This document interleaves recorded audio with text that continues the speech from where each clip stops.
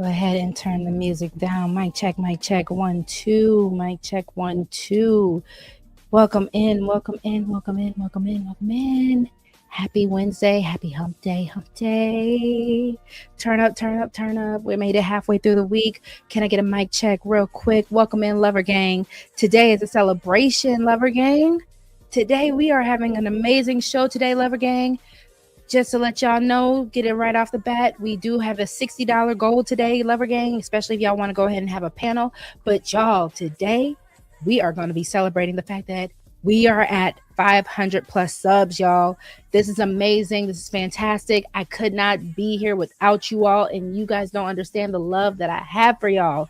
We're going to go ahead and say welcome into Lover Gang, Sister Michelle. Welcome in, sis. How my sis give bad advice and y'all still hopping on her panel? I mean, period. Like I said, my sis gives out great advice, and if you think it's so bad, unsubscribe. And you know that is period. Michelle, welcome in, lady. Quantum, Lover Gang, Quantum. She is the one that made me feel hype because this is Lover Gang movement. Thank you so much, Lady Quantum. Thank you so much for all your support and love. We got Lover Gang Rue in the building. Thank you so much, Lover Gang Rue, for joining us. Again, these are my day ones, the people who had seen a vision even before your girl was able to see the vision. So I thank you, Rue. I thank you, Quantum. I thank you, Michelle. I thank y'all so much. Y'all don't understand how much it means. We only can go up from here. We're going to try to hit that 1,000. We're going to keep going. We're going to keep building because like Quantum said, it's a movement. We have so much love for Lover Gang over here. And y'all, I could not do it without y'all. So big up yourselves for one, but I appreciate all of you so much because, listen, Lover Gang was a vision and we're making it happen. And I'm just so happy. I can't thank y'all enough. Everything I do, I can't do without y'all. So again, I appreciate you so much, Lover Gang, for just even rocking with your girl, listening to me when I go yapping, listen to my poetry. Y'all, we can only go up from here, and I appreciate you. Thank you, boo. Welcome in, Willing to Win. Lover Gang Willing to Win. Now, this one, listen, Willing to Win is Lover Gang shooter, okay? I'm going to start having to call Willing to Win Lover Gang security. I'm going to feel like he's going to be like the bouncer at the door. Like, you can't come through without coming through Willing to Win, and I appreciate you, brother. I do. I appreciate you so much. Y'all, thank you again. We got Misty in the building. Hello, Misty. Welcome in, beautiful. Thank you so much for joining us. Thank you so much for Lover Gang Royce as well. Thank you, brother, for also coming through. The new standard of beauty and excellence. Listen, y'all put me on a place where I'm happy to serve. I'm happy to be what I need to be, but thank y'all for seeing something in me that I might not have even seen in myself. I appreciate y'all. Y'all, if you can go ahead and make sure you hit the like, make sure you do share this out. We are now on the road to 1,000 subscribers. Make sure if you have not subscribed, please subscribe today. If you're part of the replay watcher gang, please make sure you are subscribed. And y'all, if you are able to, please support the channel if you can financially. If not, the likes are free. Getting the word of mouth as we keep climbing and building, that helps so much. And y'all don't understand, I could not do this without y'all. All right. So y'all saw the title. Hold on, make sure I got everybody. I got Brother Magnetar in the building. Thank you so much, Brother Magnetar, for coming through. I appreciate you so much. Like Willing to Win said, go ahead and hit the like. Y'all, I really hope that we all start really communicating to each other in this chat. I hope that we actually do still feel like a community together, Lover Gang community, because as we are working towards it, before we even get to the show, real quick, Lover Gang, pop off in the chat real quick. I was watching a movie yesterday and I thought this will really just really dope to do this with Lover Gang. So once we hit memberships, I'm thinking about doing a weekly movie night, or it could just be us in StreamYard. You know, I have all the movie platforms. If anyone in Lover Gang has any other platforms that I might not have, feel free. If you guys want to do like movie nights every week, I think that would be really dope. I'm thinking we might do it for a membership tier, like $10 a month. That would be like $250 for every movie that we do. And like I said, I have mostly all the streaming sites. So I'll let y'all pick the movie. I'll let y'all kind of just chill out. We can have like conversations in the chat like we do here, and we can just chill and watch a movie together. Let me know if y'all actually think that's a good idea. I know other people do it, so it's not anything new that I'm doing. But if Lover Gang is actually okay with doing that, and when we start doing the membership tiers, I think that'll be really dope for us, especially since we are a community. So please let me know how y'all feel about that. What's up, chat? What's up? What's up? Lady Quantum says she's ready to turn up. Lady Quantum, I definitely had to take a shot because I was like, listen, I got to take a shot for Lover Gang. So if y'all haven't taken your shot yet, go ahead and pour up a glass. Go ahead and take your shots. We're going to turn up a little bit. We're going to watch a review of apparently RogueC giving bad advice, right? Yes, we should most definitely connect with each other. Y'all, let me know how y'all feel about a Lover Gang movie night every week. I want to know what you think. All right, so Missy says nice. I think that's going to be a yes.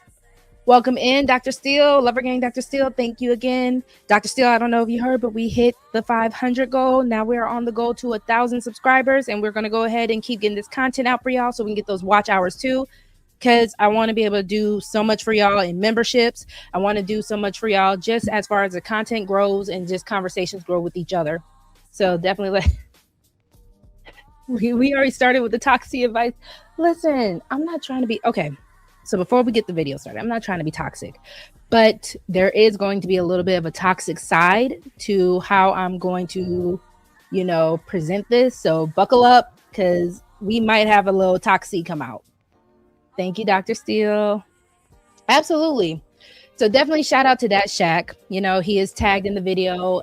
Shout out to him. I actually do enjoy watching his content. I do think his takes are pretty funny. I do think his takes are actually, solid as far as just entertainment and just having conversation.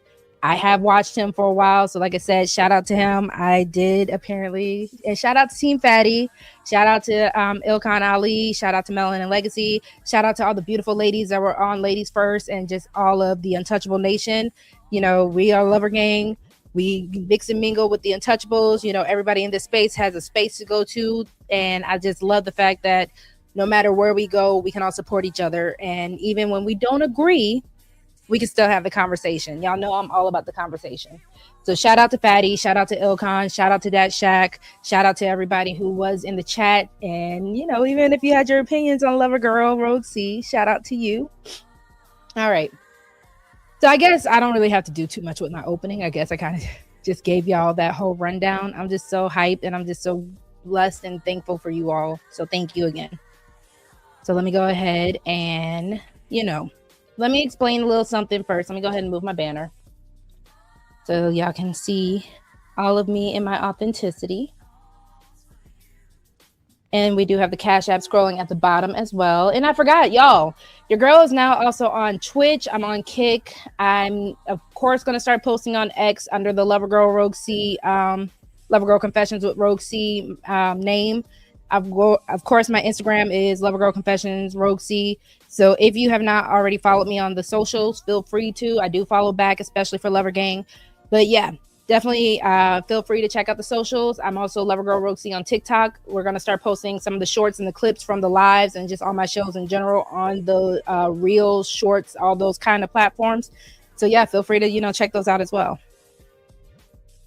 So give me 1 second, y'all. All right.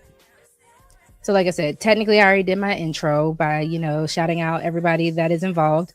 So I guess we can go ahead and get started. All right. So this week I found myself at the, in the center of a very heated panel, the discussion where we were told, or I was told pretty much, I was giving bad advice. I wasn't equipped for the conversation. And, I was speaking a lot of word salad and even accused of not caring about people. And that hurts because Lover Girl RogueC, I most definitely love people. I most definitely care about people. And it is kind of frustrating when you are on a panel, you are on a time limit. There's so many people trying to get in and have a conversation and it's fun, but I don't think we really get to flesh out the conversation the way that we want to. So tonight isn't about proving anyone wrong. It's about clarifying what I actually believe. And if you see the thumbnail and if you, of course, see the title, it is based off of, the biblical reference of cast your pearls to swine. So RogueC, what does that actually mean? And again, I also want to answer the question of, can you care deeply about people while recognizing that you can't force them to change? Is there a difference between offering wisdom and trying to control someone else's decisions, right? And can clarification be mistaken for backtracking? And why do so many of us stop listening once we already decided who someone is? So, I want to go ahead and discuss all this, and whether you agree with me or disagreed with me, or never even saw the original conversation, this discussion is a little deeper to me, and I would like to actually really break it down. So let's go ahead. I'm going to go ahead and get the video also. That Shaq, I'm going to put the fair use banner up, but you ain't got to come after. Listen, I know people don't really be coming after people in this space, but just in case, shout out fair use. Let me go ahead and get the screen ready. And if you have not seen the video is also going to be in the description as well. Feel free to check it out after we're done here tonight or whenever you get a moment. Shout out to Dat Shaq and fair use. Do you tell that woman to follow the woman that you want the lifestyle to be and send her to the burning building and to the slut walk and to having nudes out and to marry a schizophrenic, bipolar? You send her that road? Yes. I'm going to tell her follow what you want to do because that man is not going to be happy with you. Wow. We have a man. Eve as a wife that had 3 kids by him. She cared about him. She was him when he was nothing. Where does RogueC tells him to do? I'm going to tell him you stick with your family. Now, if that man, everybody here who has a podcast and everything like that, I promise you, the majority of your audience is still going to go do the absolute opposite of what you're actually advising. That doesn't change the advice. That don't change the advice you're going to give them, though. Okay, that doesn't change the advice that you're going to give them. You can get emotional right now. If you want to get emotional right now, respectfully, for somebody that cares about black men the way that you actually care, you should be very conscious of the image that you're going to push to 600 people and probably thousands of people watching. This is the same that we complain. Oh my God, look at the angry black woman. Why are you angry black woman? Why are you angry? Welcome back. I'm sure we got ourselves another video. We got ourselves a Fatty and Ali video. I'm gonna let y'all know. I didn't know which part in this video I could react to. There's a lot of it. It's like a lot of crazy shit happening. A lot. Okay, so one. one. Shout out to, again, Fatty Ali. Shout out to Dat Shaq. Listen, that was a very hectic. Is hectic a good word? It was a very packed and filled conversation for Lover Gang that checked it out. It was a very interesting conversation overall, right?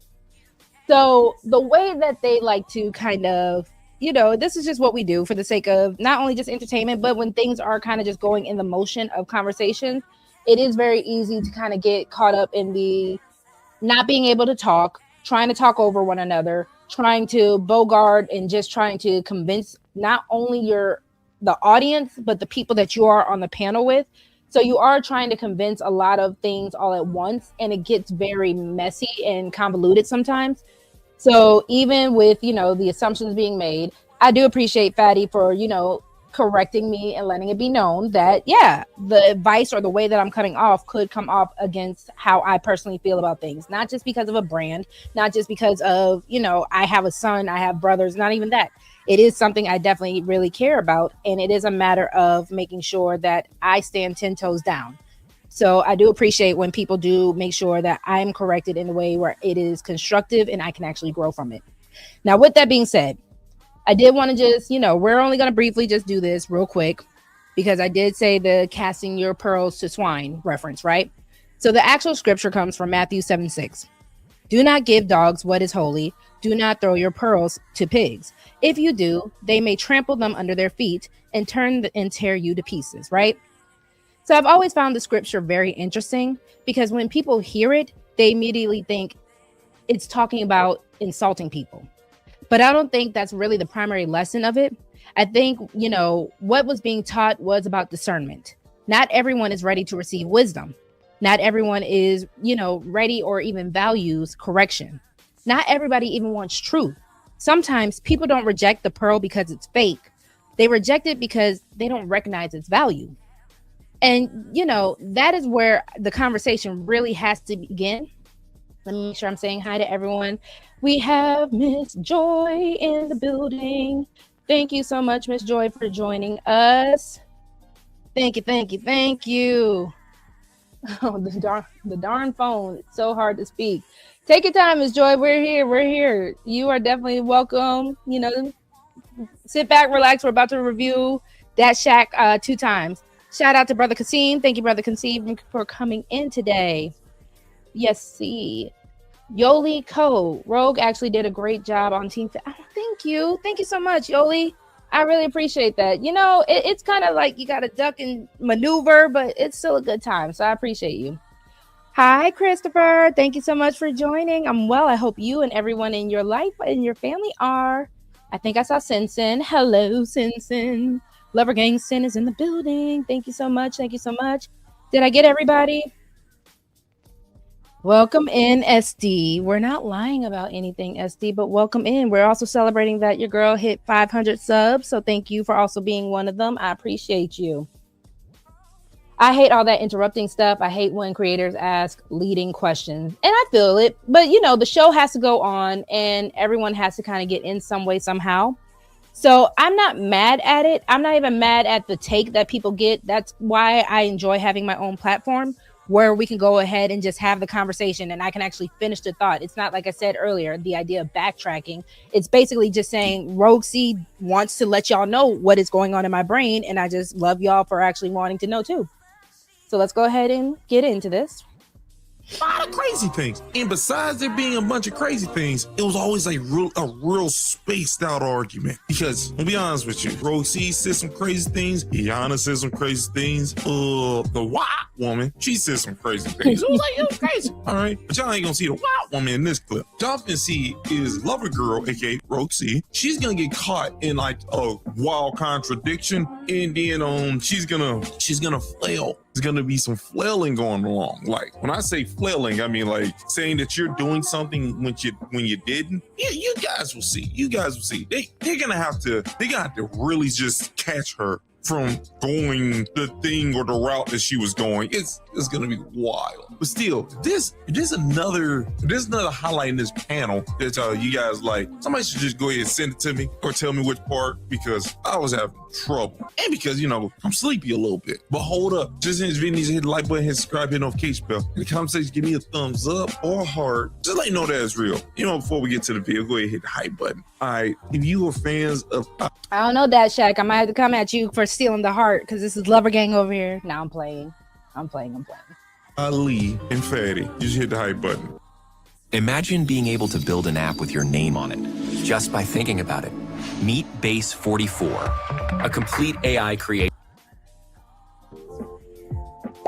Like the video. If you want to see people like Kiana, who's clearly crazy, Kiana is definitely nuts. She has some parts in this, not in this clip, but in the whole panel where she is just nuts. Hit the hype button. Let's waste some more time. Let's roll the clip. Welcome in, Tay Tay. Oh, you ain't know what that was. Oh, that doo-doo, man. Now you said God, hold on, hey, RogueC, I'm gonna ask you too, since you may know. She said God talks to women to speak to us. So if God is speaking to both of them, how do we differentiate in who is telling the truth or not? RogueC, you can answer the question if you want. How do we know who God is talking to? Go within. Not you, Kiana. I'm asking RogueC. RogueC says she knows. RogueC says the answer. Sorry. Whoever has the results of the lifestyle that you are wanting to follow. So if Bella's lifestyle is one that you want to follow, then so be it. If Kiana's lifestyle is one that we want to follow, so be it. Because at the end of the day, not every woman is going to go into the traditional route. Not every woman is going to have a man. So we have to understand that there are going to be alternative lifestyles for a lot of women. If you do want to, hold on. Because if Bella is saying if she is more of a traditional woman and she has the results, that's who you follow. Right. If these two have a course and RogueC wants to go with the lifestyle that Bella has, that's who I follow. Point. That's not what I asked, bro. You didn't answer my. Hey, RogueC. I like that. No, you did not answer my question. Let me actually simplify. Does Kiana have the lifestyle? That is literally what you're Just 1 second, please. Does Kiana have the lifestyle of a girl? In the sense of what RogueC is knowing, no, but it is part of a healing journey, and that's what I was trying to get in and say. When you that's do what have a lot of right, boo. That's what I was trying to get to. Right,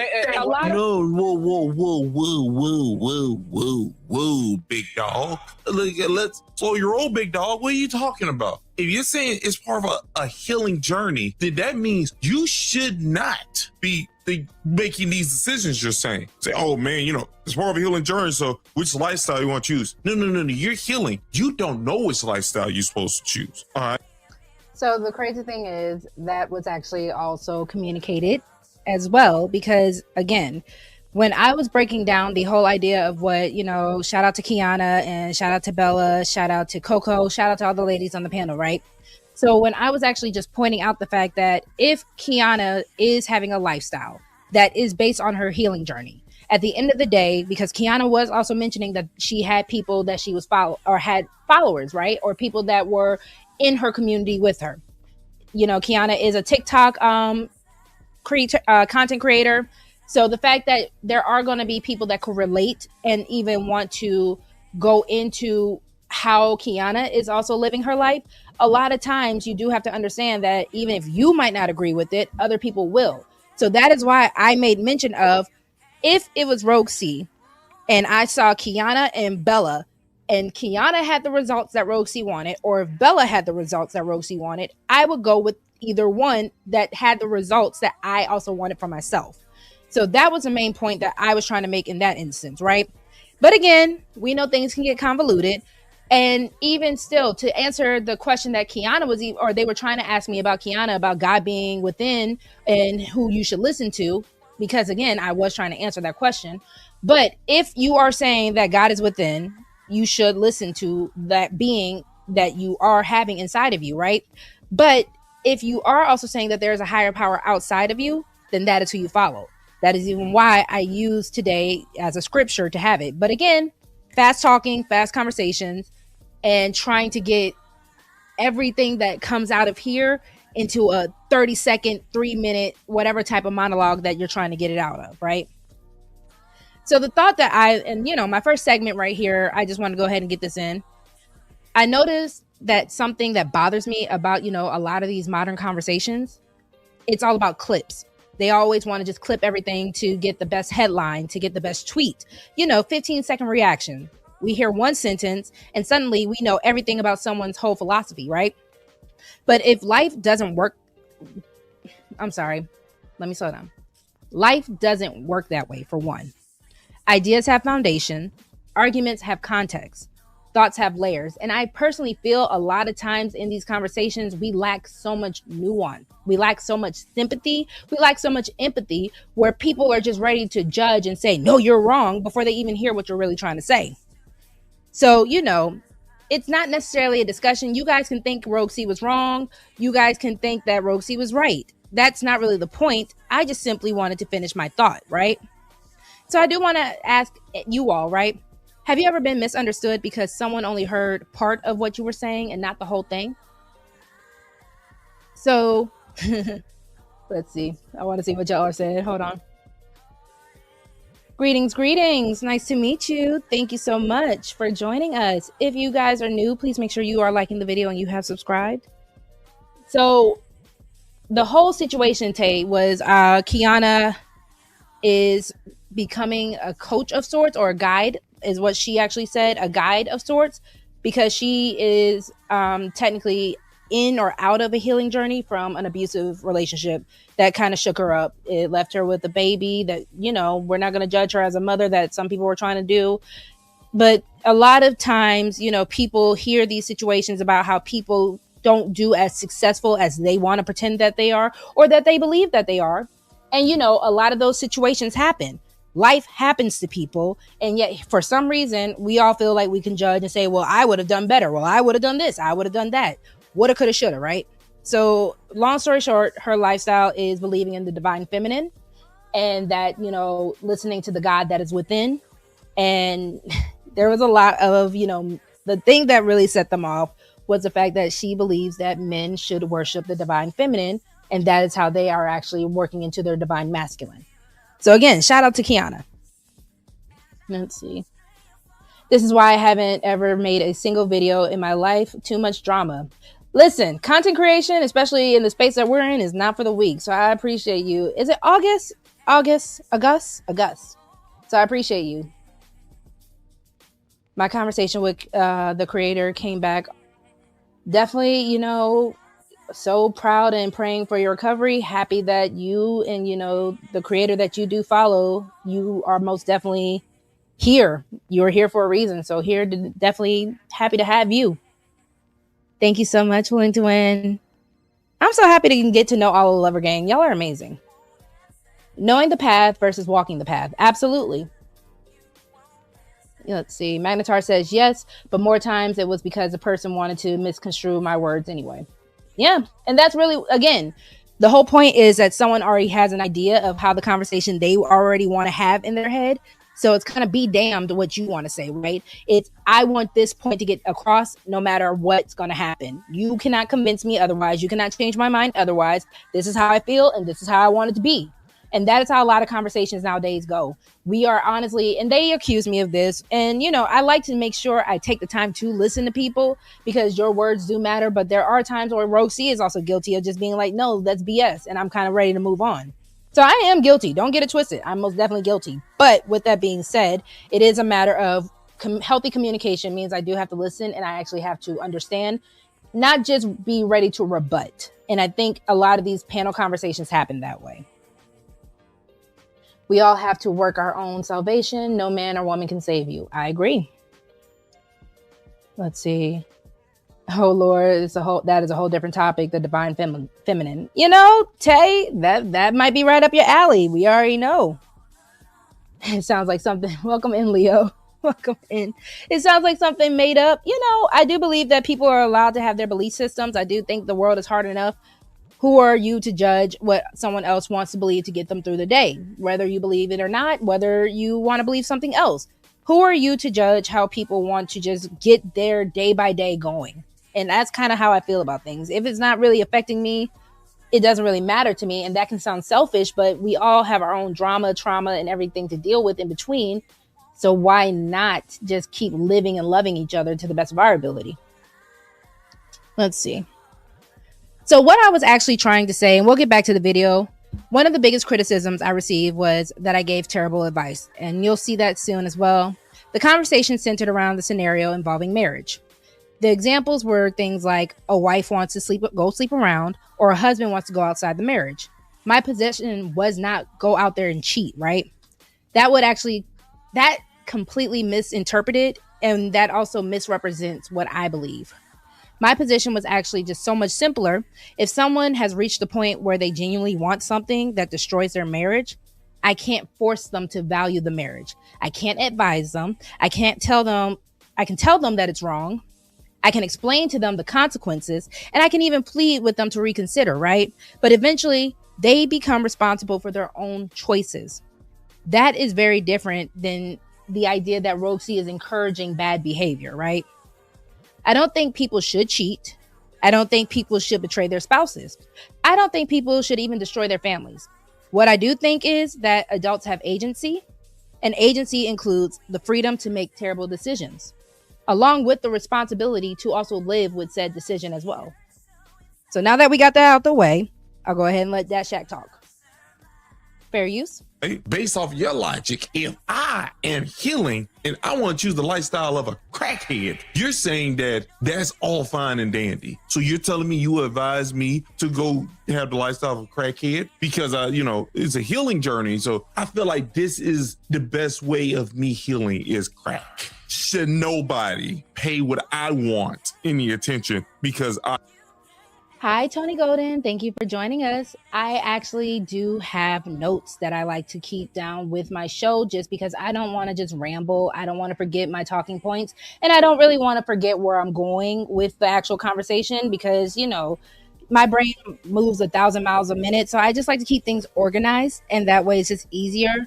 And it's just really easy to kind of have the conversation I want to have without, especially when reviewing videos, when talking to you all, it's just much easier to kind of just keep it going with my notes being pinpointed. I'm just organized like that. Aw, thank you. Thank you, thank you, thank you, thank you. Thank you, thank you, thank you. All right, 1 second, fair use. I'm healing and I'm crazy right now. Are you picking up what I'm putting down? How to become a full-time creator. I'm sorry, y'all. 20 months ago, I was still in school. And now I do this full-time. Y'all, please make sure that you can support the show. Get us off of, YouTube regular, and we can get YouTube premium. If you can, the Cash App is scrolling down below. But if you want to help your girl get YouTube premium, that would be great. I appreciate you. We do have a $60 goal for anybody that is also able to donate, and if you are in a generous place as well. Thank you so much. Why are you right now? If Bella's wrong, hold on. If Bella's wrong, how are you right then? No, What did I say Bella was wrong? This goes completely. No, I'm asking. Hey, RogueC, this goes completely against everything that you ever said. Think about it, right? You have a woman that wants to be a hoe, right? That's what she wants to do. And her idol is Amber Rose. Yeah. And she goes to you and she says, RogueC, I have this guy. He loves me. He cares about me. He treats me right. He comes from a good family. All this, I like him, but I want to be a hoe just like Amber Rose. Do you tell that woman to follow the woman that you want the lifestyle to be and send her to the burning building and to the slut wall and to having nudes out and to marry a schizophrenic, bipolar? You send her that road, or you say, Fatty is so dramatic. I love it. I actually do love it. I do love how dramatic Fatty is. His brain is hilarious because the scenarios that Fatty will be so quick to come up with, it's like the best, worst Tubi movie that you could ever think of. With that being said, again, what I was also reiterating previously was no, that is not the advice that RogueC will get. The advice that RogueC will give is to reconsider. The advice that RogueC will give is to go ahead and just, stay with your family, for the lack of a better word or anything else like that.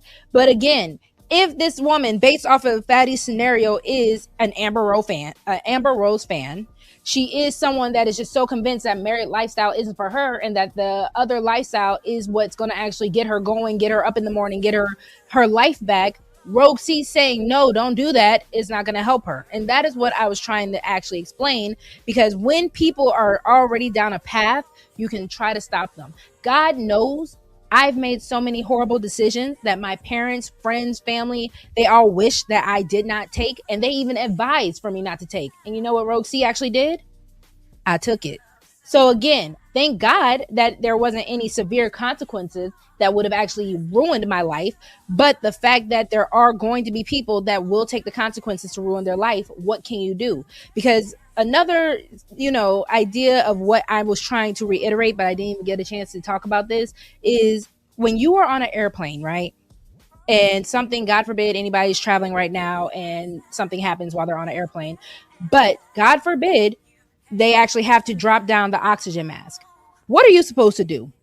Because most people know, as much as you want to help people, they tell you to put your mask on first.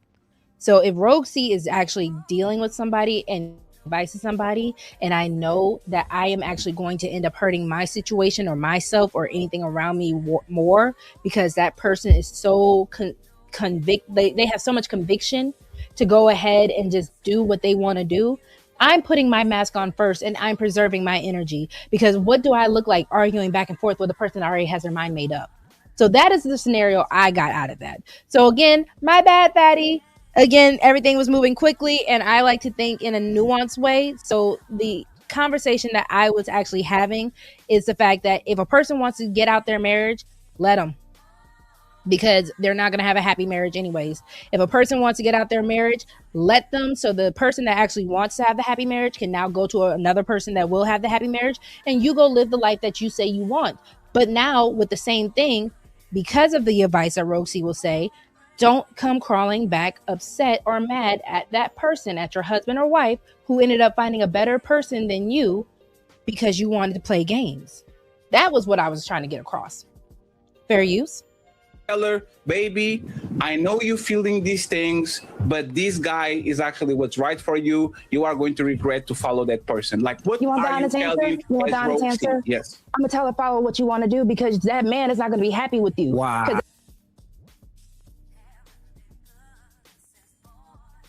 maybe you, RogueC, don't know what advice is. That's all I just heard. You don't know what advice is at all. I'm gonna tell her to go down the whore route because that man's not gonna be happy with you. You know you could chew gum and walk at the same time, right? You could literally advise her not to get with this guy because you're still healing, but not go down this path as well. Don't go down this path. Why? Because you're gonna STDs. It's so many things. You're gonna shave your head bald, but then put wigs on sometimes. Like you're gonna go through some things, but don't go down this route because now you're taking a nigga with you down some crazy rockety route. No, you can do both. You can do that. You don't have to tell her to do the other thing. So it's just all about happiness then. For the individual? Is that what it was all about, happiness for the individual? Because if that's the case, that's stupid advice. If you do that thing. If you're talking about helping people, stupid. Hold on, because at the end of the day, you're not going to take care of that man to the capacity that he is going to ask if that's really the lifestyle you want to live. This generation is cool. It is what it is. It is what it is.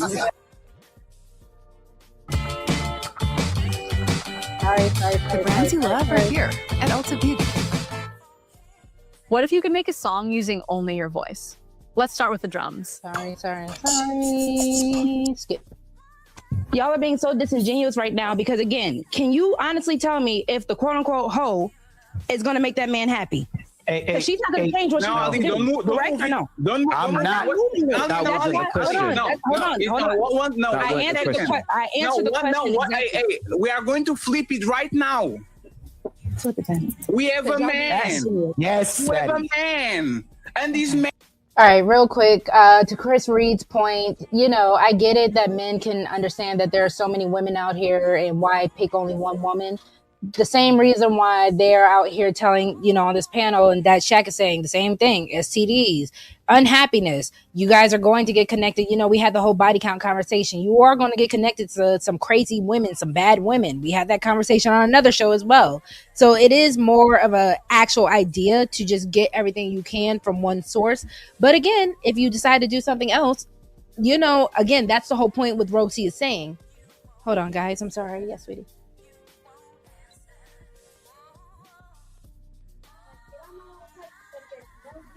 No, you cannot. No, you know why. Love you. Shout out to Loverboy Caleb. We didn't do, I'm giving you a shout out. We didn't do what we were supposed to do, at school/summer camp today. So no devices right now. And he is not happy with me, but he will be all right because, as RogueC is explaining, actions receive consequences, right? All right. So the next segment that I wanted to also talk to you all about is the fact that advice is not control. This is probably where my philosophy is going to differ from, the people on the panel and other people. I believe that advice has its limits. I don't believe, that love gives me ownership over another adult's or another person's decisions, right? And how many times, I told you before, how many times have your parents warned you? I told you, my parents and family have warned me a plethora of times from bad decisions. And now at the age of 30, I understand a lot of things that I was doing was in the wrong. A lot of things that I was doing was selfish. A lot of things that I was doing almost had me completely mess up my entire life. And thank God that I actually had the advice, but I know I wasn't taking it. So I had the direction, I had the idea of how I was supposed to live my lifestyle, but I was doing my own thing. And how many of you all can say the same thing? How many times have your grandparents warned you, your teachers, your friends, pastors, all the people in your life, right? And you can hear the warning, but you still want to choose differently. I don't know if you guys are stubborn like me. I'm going to be honest with you. I'm stubborn. Sometimes RogueC had to find out if you told me that stove was hot, I had to be the little bad kid that, I had to find out how hot the stove was. And, part of me was like, that's how I learned lessons, so I never do it again. But another part of me was just completely curious of what was going to happen. If you told me I was going to, I don't want to go into the extreme. I'm going to leave that for Fatty. If you were just going to tell me that a consequence like this is going to happen, a lot of times I just wanted to find out for myself, right? I wanted to know if this consequence was going to happen, if it was going to be as bad, and what I was going to gain if I actually did follow my own way. Again, I'm not saying that's right by any means necessary. I just said that is human. And, it doesn't seem to be that anyone cares the fact that we do have human experiences, because again, we can all sit on our high horses and look down on somebody and be high and mighty with what they decided to do. But good and damn well, you decided to do something as well way back when, as that probably was worse. You just didn't get caught. That was probably just as detrimental, but you got out of it and survived it some way. So at what point does helping someone become actually trying to control them? And let me see while I've been yapping. Absolutely. I'm going to try, I would like to see if we can at least get halfway to our goal. Halfway mark for our goal before I drop the link, y'all, would be $30. So if you are in the position to go ahead and donate, at least 30, if we can get halfway to our goal, I will most definitely drop the link. But I do also want to get the review going as well. Tell that H to get right. You can tell her to get right, Quantum, but if she don't want to get right, then what? That's what I'm saying. I would tell her, listen, do what you want to do, but if another woman wants to snatch up your man, especially if he's a good man, I don't know what to tell you, sis. And to me, honestly, part of that feels like that might actually convince someone to do right better than just telling them, do the right thing for your family, for your faith, for your religion, for your heart. Do the right thing. I prefer to tell people the consequences. Okay. Because again, maybe, that would have stopped RogueC from doing a lot of the dumb stuff that I did back when I was a little younger. And that would have made me actually think of, because a lot of things, I have a little one now, but one of the main reasons why RogueC was not a teen mom was because, a baby did not sound that good at 16. So if we actually told people the straight up consequences, yeah. If you go cheat on that good man or if you go cheat on that good woman, just don't be upset when that good man or good woman gets snatched up, because I promise you she will, while you out here living that 304 life. And if that is what makes you happy, more power to you, boo. It's entertaining. It's all about entertainment at that point. This comes down to what I always say. When you listen to a content creator, use your common sense or critical thinking. And, Dr. Steele, that's a lot of the issues when it comes down to a lot of people nowadays. Critical thinking is it's a dying characteristic. It's a dying skill. It's a dying method for people to actually maneuver through life, because everybody just wants to follow somebody. And that is the weird thing about this, because it's one thing to, I guess, be hive-minded, but a lot of people are so hive-minded to the fact where if an influencer tells them to breathe this way, they'll do it. And that's what's really scary about society at this point. It's not about changing their mind, just what advice you give them. Like I said, so now that we can actually clarify what RogueC will tell you, RogueC is going to just tell you the consequences. Go do what you want to do, but that's what's going to happen to you. Go jump out that plane without a parachute. See what happens. And hopefully that scare tactic, that scaring you straight situation, should actually help. But if not, if you still want to go find out for yourself, I can't stop you. And I think that's where a lot of people with this whole advice conversation really wanted to go, where RogueC just has to say the right thing. And I didn't want to. I'm telling you, I can give you the best advice in the world. And if you don't listen, I can't stop you. And that's the point that I was making. You took the argument further than necessary. I mean, I guess I just like having the conversation, because again, I think all the time we have this whole cookie cutter. Yes, fatty, I would tell that hoe not to be a hoe anymore. Yes, fatty, I would tell that man to stick with this family. But where is the conversation in that? Respectfully, where is the fact that we know you're not supposed to do X, Y, Z? The person who wants to go be a hoe already knows that there are going to be people that are going to tell them not to go be a hoe.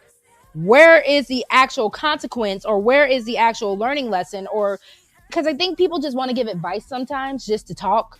A lot of times people just want to give advice because they really have nothing else to say. Because again, when you give them the same cookie cutter advice, when you give them the same knowledge that they should already know and that they already know, How are you helping them further in life? So it's not about, making the argument go beyond unnecessarily. It's more so just the fact that we need to have these conversations. Why do we give advice when we know the person is going to follow the opposite anyways? Continue to tell them to do what's right regardless. I hear y'all. I do. Trust me, I hear y'all. But again, they're not going to. They're not going to. If they are already if they're already coming to you with the decision and they're questioning to you, just know they already made their decision, y'all. That is human nature. If I come to you and I say, hey, I think this dress is cute. What do you think? RogueC already bought that dress. I'm being honest with you. Most times when people are coming to you about advice, they already done it or they're already going to do it. And we have to acknowledge that. So the only way that advice really works is the fact that we are going to go ahead and just tell them, do what you do and find out. 1 second, y'all.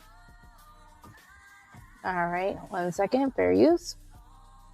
And is as a wife that had 3 kids by him. She cared about him. She was him when he was nothing. She knows his family. She's a good woman. She have sex with him, cooks, cleans. She is so good.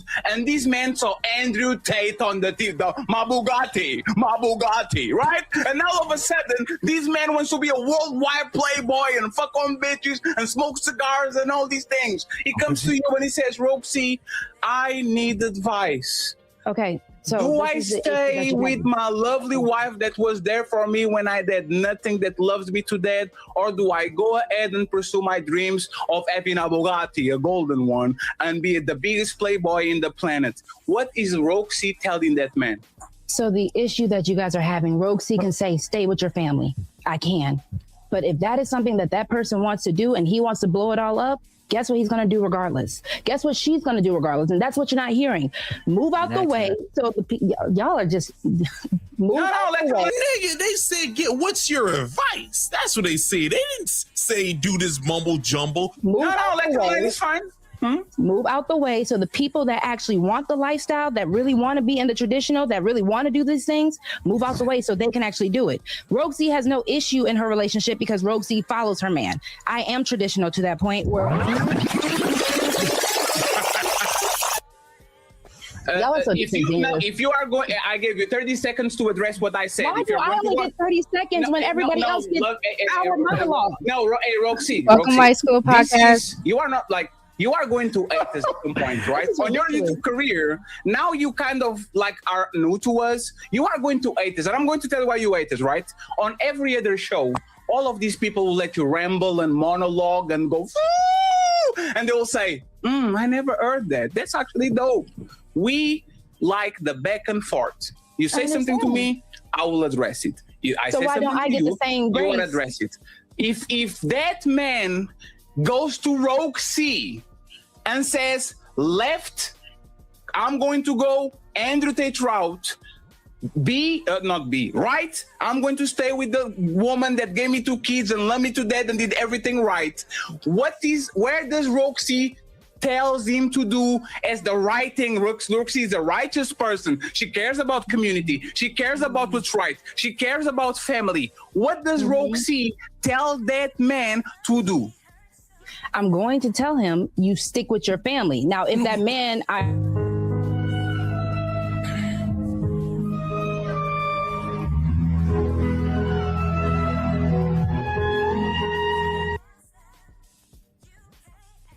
You're crazy. You're crazy. You're not keeping up. You're not keeping up with what you're saying right now. That was so wild. You just told him to stay with his family, but you told the lady to do what she likes. Do what make her feel.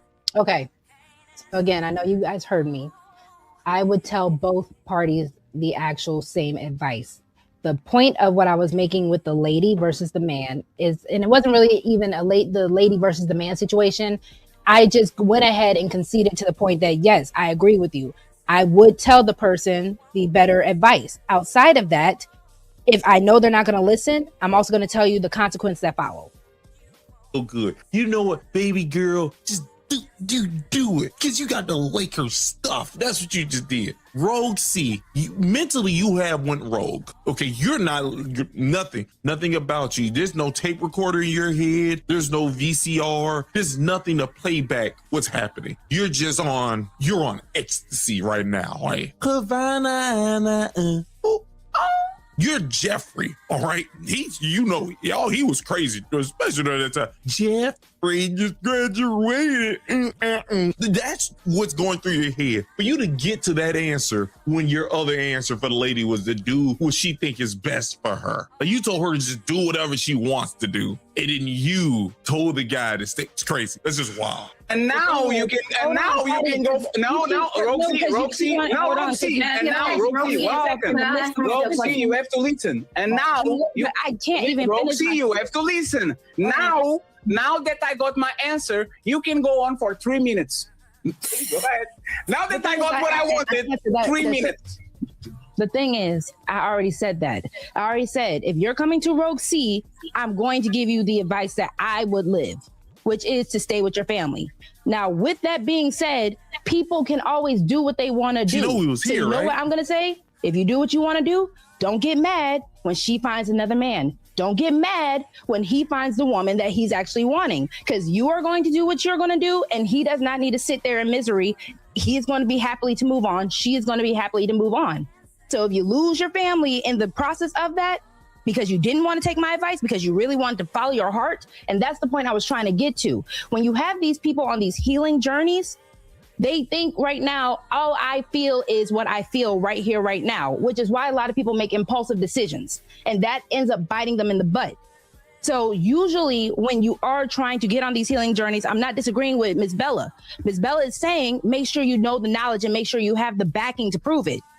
Kiana is 27. I'm not saying this as a defense mechanism, but if she went through a bad thing, she needs to heal from it first. She doesn't need to really move on in the sense of, let me move on to the next man. She is finding herself within. So why are we mad about that? You would be more mad if she was going around sleeping with other men and making the same mistake over and over. No, the problem is that To be fair, I was counting on the clock, RogueC. I kept my promise. He did, and now we are going to get to $1 million question, so the rest of the panel can talk, and we actually go to the main event. I actually wanted to talk on something real quick. I didn't even want to talk on this. Oh no, I know, RogueC. You can. Your body, your choice. You can always click the red button, right? It's not about that. But I'm saying you asked the question, and I actually talk about the thing I want to talk about, and then I'll shut up. Because RogueC, I promise I will give you the media. So, see, that was also what was just kind of frustrating at the time of that conversation. I didn't even want to get in on the conversation on that part. I'm in the back chat like, hey, there was something that came up in the midst of the conversation previous to this one that I actually wanted to get in on. I really didn't even want to answer this question about the advice thing in the first place, but fine, I will because you put it on me. But that wasn't the thing I even wanted to come in and talk to you all about, because again, the way that conversation was going all over the place, it was just a matter of, listen, cool if you want me to answer this question, but the thing that I actually really wanted to talk about was XYZ. Neither here nor there. Fatty knows it's all love. It's just a matter of that put me in a weird place, because I'm like, this was thrown on me. I'm gonna answer it for the sake of answering it, but I did want to talk about something else. Neither here nor there, though. And I gave you the minutes, right? But we need to go back to what is RogueC. You need to go back to what's actually important. Why did you tell that man to go back to his family, but you tell the woman that wanted to be a hoe to go follow Amber Rose? It's right. That's not true, and y'all are. Hey, it's right there. I got it in the back. Please pull it up. Please pull it up. I pulled it up already. Hold on, real quick. Hey, hold on. You told him to go back. Hey, RogueC. You told him to go back to his family. Look what you told her. And I said with the woman. Hold on. Don't talk. It's recorded. Think about it, right? You have a woman that wants to be a hoe, right? That's what she wants to do. And her idol is Amber Rose. Yeah. And she goes to you and she says, RogueC, I have this guy, he loves me, he cares about me, he treats me right, he comes from a good family, all these, I like him, but I want to be a hoe just like Amber Rose. Do you tell that woman to follow the woman that you want the lifestyle to be and send her to the burning building and to the slut wall and to having nudes out and to marry a schizophrenic, bipolar? You send her that road, or you tell her, baby, I know you're feeling these things, but this guy is actually what's right for you. You are going to regret to follow that person. Like, what You want the are you honest answer? telling You want the as honest RogueC? answer? Yes. I'm gonna tell her follow what you want to do because that man is not gonna be happy with you. Wow. So yeah, you was caught.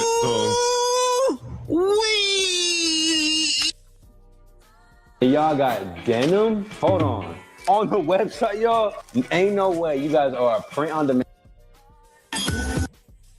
So y'all saw when they played it originally and then when they played the playback, did they not cut me off? Because I was going to get to the same breakdown that I was also trying to get to with the man and with the woman, and they cut me off. But it's all good. It's all good. We know how these things go. It's still all love, but we know how these things go. The same advice I was going to give the man, I was going to give the woman, vice versa. Welcome in, Robert. Thank you so much for coming through. Happy to have you. Y'all, please make sure you are hitting the like button. Let's see. Is it me or does it seem that Fatty is the one not listening? You know, again, a lot of times we're on these panels and when the conversation happens, we are just talking to go ahead and rebut instead of listening. So, you know, it can be on both sides. That's why I'm never going to just say RogueC can't take accountability. RogueC can't take correction. It comes through from both sides. Fair use.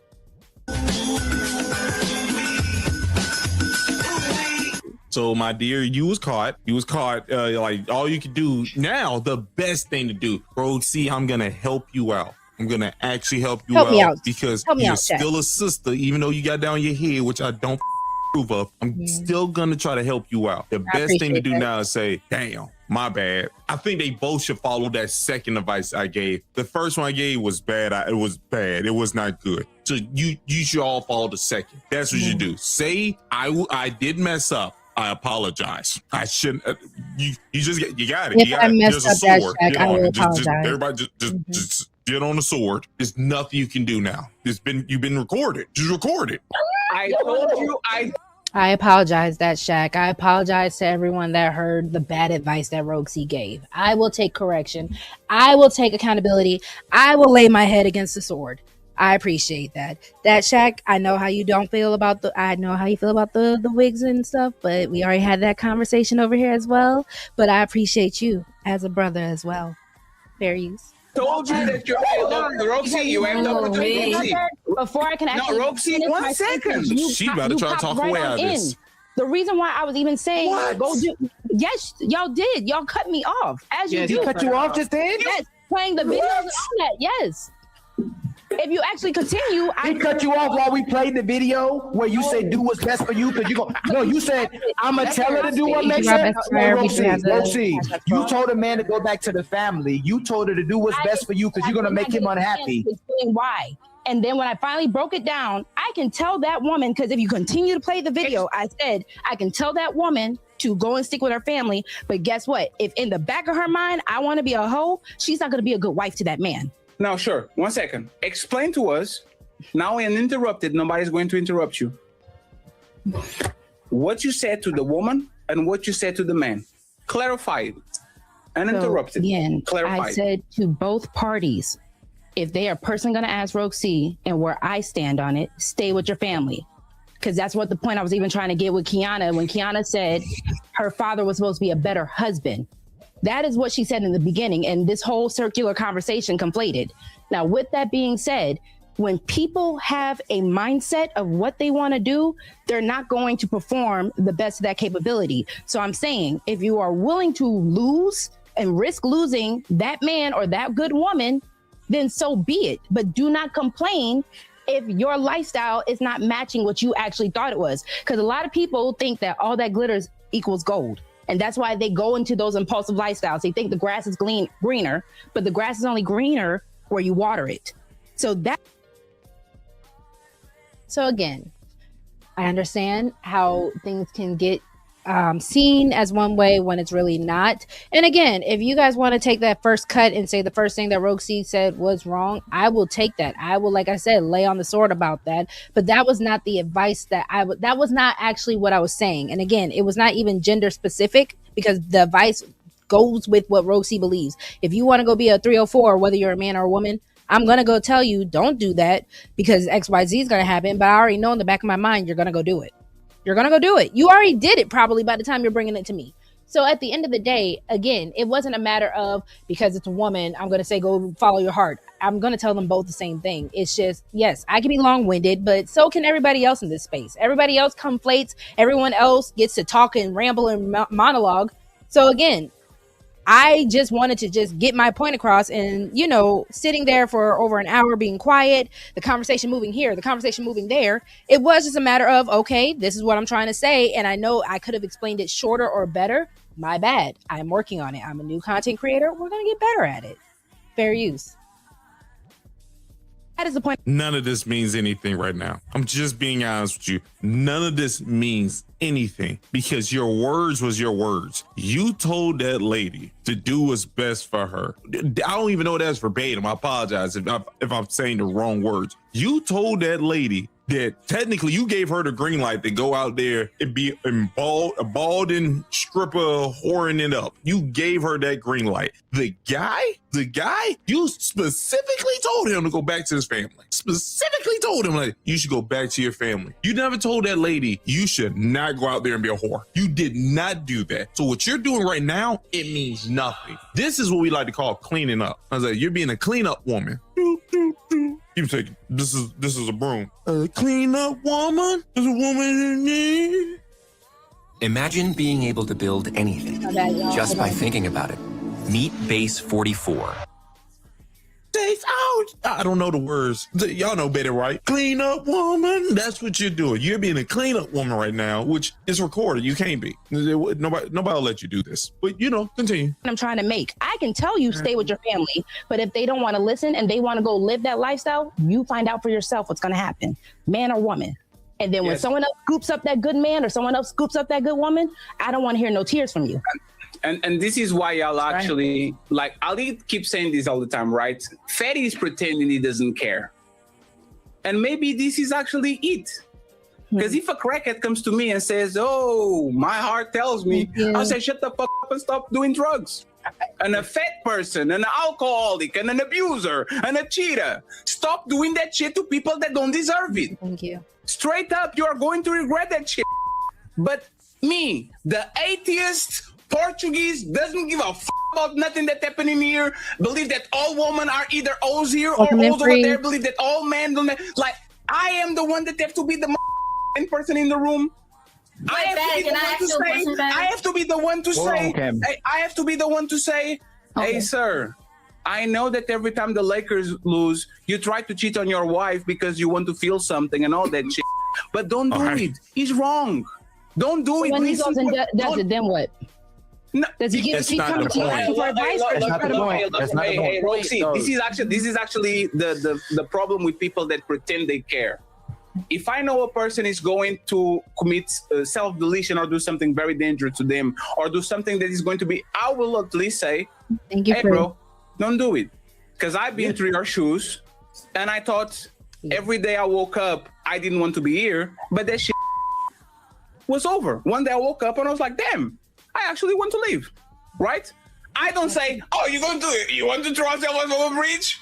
Do what your heart tells you, man. No, when people are doing things that are bad to them or to other people, we try to stop them. And if they keep doing it, that's on them. Fatty, you need to stop eating. Okay, if I go ahead and I get a stroke or diabetes, at least Coco tried. At least King Regis tried. They gave me advice. I didn't want to follow, so I went ahead and did it. Why is RogueC, and Cam, you can go next.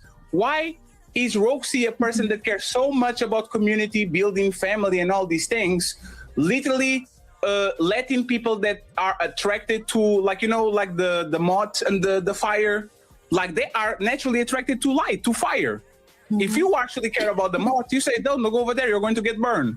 Why is you a person that actually cares? You position yourself in that way. Why are you letting people that are pursuing a disaster actually go ahead and touch that shit? Why? Okay. Because again, at the end of the day, a lot of people don't listen to the advice that we give. And we have to be aware of that. We have to be real with that. Everybody here who has a podcast and everything like that, I promise you, majority of your audience is still going to go do the absolute opposite of what you're actually advising. Because a lot of people right now, they are the type of person, I have to touch the fire to make sure it burns me. I'm letting you know, in actual real life, as a person who gives advice, that is still so foolish what you're saying. What you're saying, once again, is because you assume that the person you're talking to is not going to listen to you because, I'll agree with her. Most people ain't going to take the advice. Most things ain't going to take the advice. But because you're now assuming that everybody is this thing, you're going to stop giving good advice. That's what you're saying. Yeah. All right. So 1, he agreed. 2, there's a difference between caring and also, like I said earlier, controlling somebody. And that accusation that I don't care about people, that actually bothers me up to a point. That one hurts a little bit because, it seems like they were completely missing the point that I was making. And, I do care about people deeply, for one, right? Let me start there. I do care about what I do. I do the research. I do a lot of preparing when it comes down to the shows that I do, or just even talking to people because 1, I'm not a licensed professional. Can we start there? A lot of us are also acting like we are licensed professionals, that we know the best advice to give people when we pretty much don't know a damn thing ourselves. So I'm going to start there. But because I can care about somebody, I can also, discover that they are going to be their own person, whether they agree with what RogueC says or what they don't, right? So again, the point I was trying to make was never, I'm not going to give the solid or the correct advice, the advice that people always hear. The point that I was making is, though, that I don't want to make you feel like you only did something because RogueC is controlling you, for one, because a lot of times when we give advice, it also kind of comes down to the point that I want to control this person. And I'm not saying you're doing that on purpose, but there is a difference between, trying to tell somebody what they can and cannot do and trying to drag them to the lifestyle and the life that you want them to do. And that creates chaos. That creates resentment. And we have to be, aware of this. Welcome in, Coffee.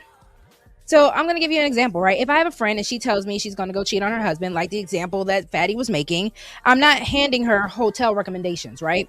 I'm not cheering her on and being like, yeah, girl, go do what you do. I'm not doing all that, right? I'm not saying go live your best life. I'm saying, why? I'm going to make that person think about what they're actually going to say, that they're saying that they're wanting to do, for one. Why? What's missing?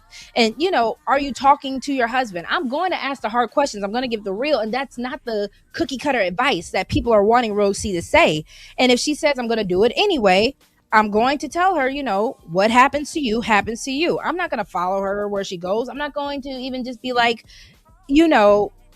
personally, I probably wouldn't even be her friend anymore, but I would still try whatever little last resort effort that I could, last ditch effort that I could. But outside of that, it is what it is. And it is now up to RogueC on how she wants to move accordingly. Because if I continue to be her friend and her lifestyle doesn't match my lifestyle, then I will be a hypocrite. The way that they're trying to point me out to be a hypocrite at this is not fair because, again, I can care about people, but I can also make sure that I preserve my energy as well. Fair use. You're not gonna just you're gonna just say, do whatever make your cuckoo feel good. Do whatever make your fifis like fuzzy on the inside. Just whatever does that to you, go ahead and do it. You're gonna actually send niggas to the wolves. That's what you just said. I can agree that there's certain niggas who need to be put in the belly of the beast to learn. I'm gonna be honest with y'all. I'm one of them niggas. I'm niggas. But guess what? I have a brother who's not one of them niggas. I have a nephew who is not one of them niggas. So guess what you do? You give them the advice. And when they don't take the advice, you let them figure it out on their own after you give them the advice. You don't tell a nigga, do whatever makes you feel good. That's not advice. That's you just tell a nigga to do what they was already doing. That was wild. I agree. It's not what she just, whatever. I agree with that just keep going. And that's unfortunate. You can go ahead and tell them XYZ. We've seen plenty of podcasters do it, but yet somehow we're still in the same circular situations over and over again. But the point is, that doesn't change the advice.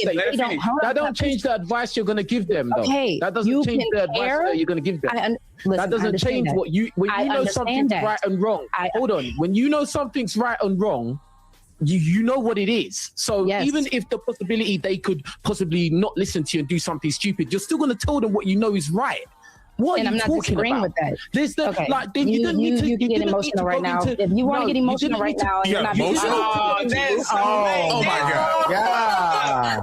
Crazy. You're out of here. Oh my God. Crazy, man. I've not been emotional. She's being emotional. Talking. Because when you want to be like, you don't know what you're talking about. 3 hours. You have not listened to me for 3 hours. You have not. I've been sitting here just quiet.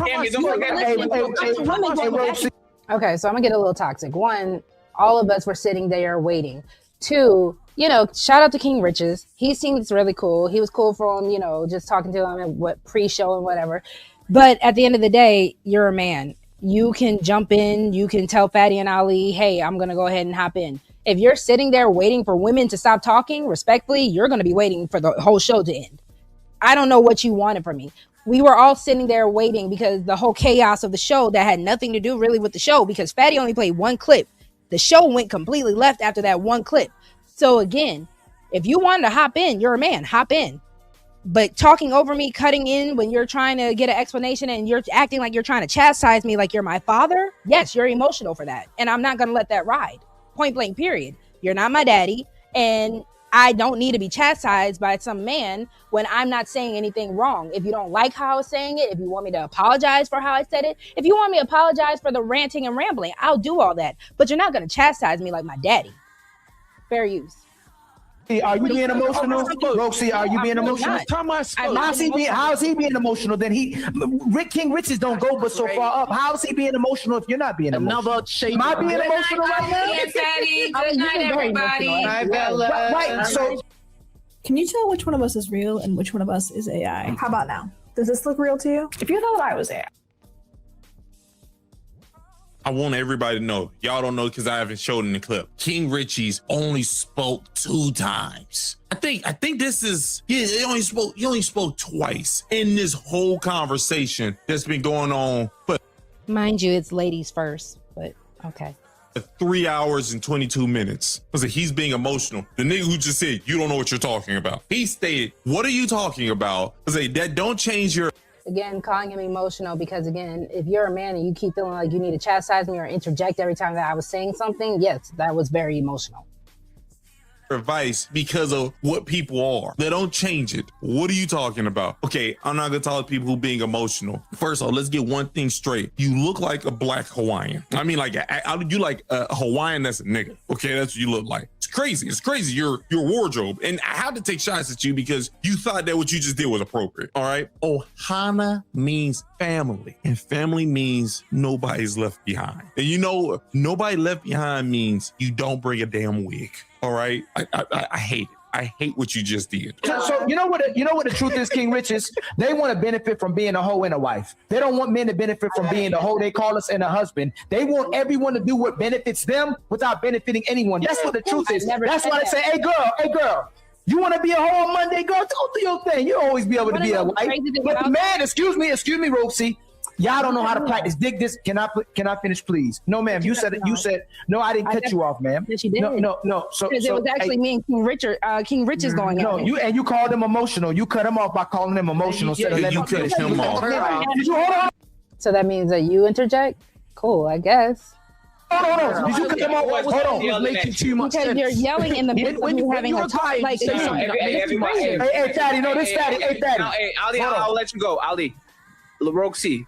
What you're doing is so dangerous. Respectfully, for somebody that cares about black men the way that you actually care, you should be very conscious of the image that you're going to push to 600 people and probably thousands of people watching. This is the same that we complain. Oh my God, look at the angry black woman. Why are you angry black woman? Why are you angry? Well, stop, calm down. So one, that's not the same microaggression that calling somebody who is acting out emotional. Cool. I'll admit it. It was a microaggression. I was frustrated. I will take that L, y'all. I was most definitely frustrated, and it was just kind of just getting to the point where it was coming off ridiculous at that point. Because again, if you saw the show previously, it was just too much. It was a lot, and it does get frustrating when people want to have bad understanding and just try to honestly make it seem like you're miscommunicating. That's neither here nor there. Hey, Tachi. You want to ask a question discerning from what people will take the advice versus people that won't. Honestly, I'm going to just tell you straight up. People in your circle, people that actually know you, people that are really just coming to you for advice when they actually are wanting to be better, that is how you really know when you're going to give them advice. If you know this person is just asking for the advice just because they want to feel like they're doing something morally superior, that they want to feel good to do things, but they're not going to do the work to actually be better, your advice is going to go on deaf ears, point blank period. So long story short, people who want to be better, those are the people that you actually give advice for. People who just wanted to seem better on paper, you pay them dust. And I'm not being cruel when I'm saying that. It's just, again, casting your pearls to swine is not going to help you. It's not going to help them, and it's not going to help you. So that's pretty much the easiest way, when you know someone is actually going to put forth the effort and the action to be better. Fair use. Literally a couple of shows ago, there was a gigantic content creator that came around. King Regis was very calm and having a conversation. And because he wanted to portray him as the chimp or the black man that loses control and all that calm down, man. Hey, man, chill, calm down. So he can get the rise of him, and now he can have a conversation. You got caught in a contradiction. And instead of actually just having the conversation, because his tone was very demure, and I know King Regis can go crazy, right? His tone was very simple. He just was talking to you. You are using the same trick that the other dude did. Hey, man, why you angry, man? Why you mad? Why you screaming? Who the fuck is screaming, RogueC? How is that possible? How are you going to treat a fellow black man the way that these white supremacists are treating us too? Hey, calm down. You are a victim now? No, RogueC's never a victim. That's why this is hilarious. All I'm saying is, I'm never a victim. So the conversation, you're telling me you don't know what you're talking about. You're a victim of what? I want to know, what do these men think that they could really make me a victim of, for one? Two, yes, willing to win is right. I apologize, because my goal is never to insult somebody. If they actually really do feel genuinely insulted, my bad. That is not something I wanted to do. It's just, again, the frustration, the argumentative, the back and forth. I don't like when men want to be argumentative. I really don't think that's cool. I will argue with my girlfriends, respectfully. But with that being said, it's also just a matter of, if you hear someone talking, and I'm sorry, again, if you wanted to jump into the conversation, you should have. No one had a monopoly overall on the conversation besides Kiana, because it was technically the show was about Kiana. Outside of that, hop in wherever you see fit. And if not, you can't get mad when someone else is having that time either. But again, it was a little deeper than all that. I think everybody was also kind of just tired. Again, the energy was high. It was up and stuck from like the moment the show kind of really got going. You're just pretty much trying to overtalk me when I'm like, okay, we can have a conversation, King Richards, if you want to ask me to elaborate. And then when Ali is also interjecting, because I even pointed out the hypocrisy when Ali was saying in his first example of if. So I'm going to answer this real quick. We're talking about healthcare professionals. RogueC is not a therapist. RogueC is not any type of emotional, professional. I'm not in the field of actually trying to do this for people. And a lot of people who really want to give advice aren't either. So again, when it comes down to professional help, yes, there's the codes of conduct to make sure that the professionals do their job no matter the situation. We understand that. When it comes down to your everyday life and everyday people, you can give the best advice. I never said that we're not going to give the advice. What I'm saying is, a lot of times, most people are going to do what they want. And again, if they're not showing that they actually want to be better, I promise you your advice is being wasted. If they really wanted the actual advice, they would actually go to a professional. And that actually should have been a talking point that I also should have pointed out. Most times, if they're coming to you and avoiding going to actual get professional advice, they are going to do what they want to do. And that is another telltale sign. A woman is coming to you with a certain tone and the instruction, and you as men will still ignore it. So again, that is problematic to everything that we're saying. And you are kind of proving the point of why women have to yell? Why do I have to come out of my femininity just to get you to listen? Hey, Fatty. Hey, hold on, King Rich. You gotta go right after me. No, I'm saying 5 seconds. Ali is going. Women are not delusional. They're in denial. They manipulate and they opportunists and they lie in real time. Every single time, the camera will play. We'll catch it on tape, and just like the officers will do, we need to go investigate. It's not what you saw. Don't believe your eyes. Don't believe your ears. Don't believe nothing you saw. The evidence is right here. Y'all are in denial. Y'all manipulate. Okay, so for context to that backstory, or for context to why I even said that in the beginning, right? The original talking point that we were kind of all stuck on was the idea of tone policing, which we'll do another show. Probably, I'm going to kind of be busy this weekend, y'all, so we'll probably do it next week. But, and, shout out to Melon and Legacy, because, that whole conversation came up. I enabled it. I will go ahead and take that out. I enabled it. With that being said, we were talking about tone policing, and the conversation was about how a man who will listen to a woman tell him, babe, can you go take out the trash? Hey, babe, can you do this? Babe.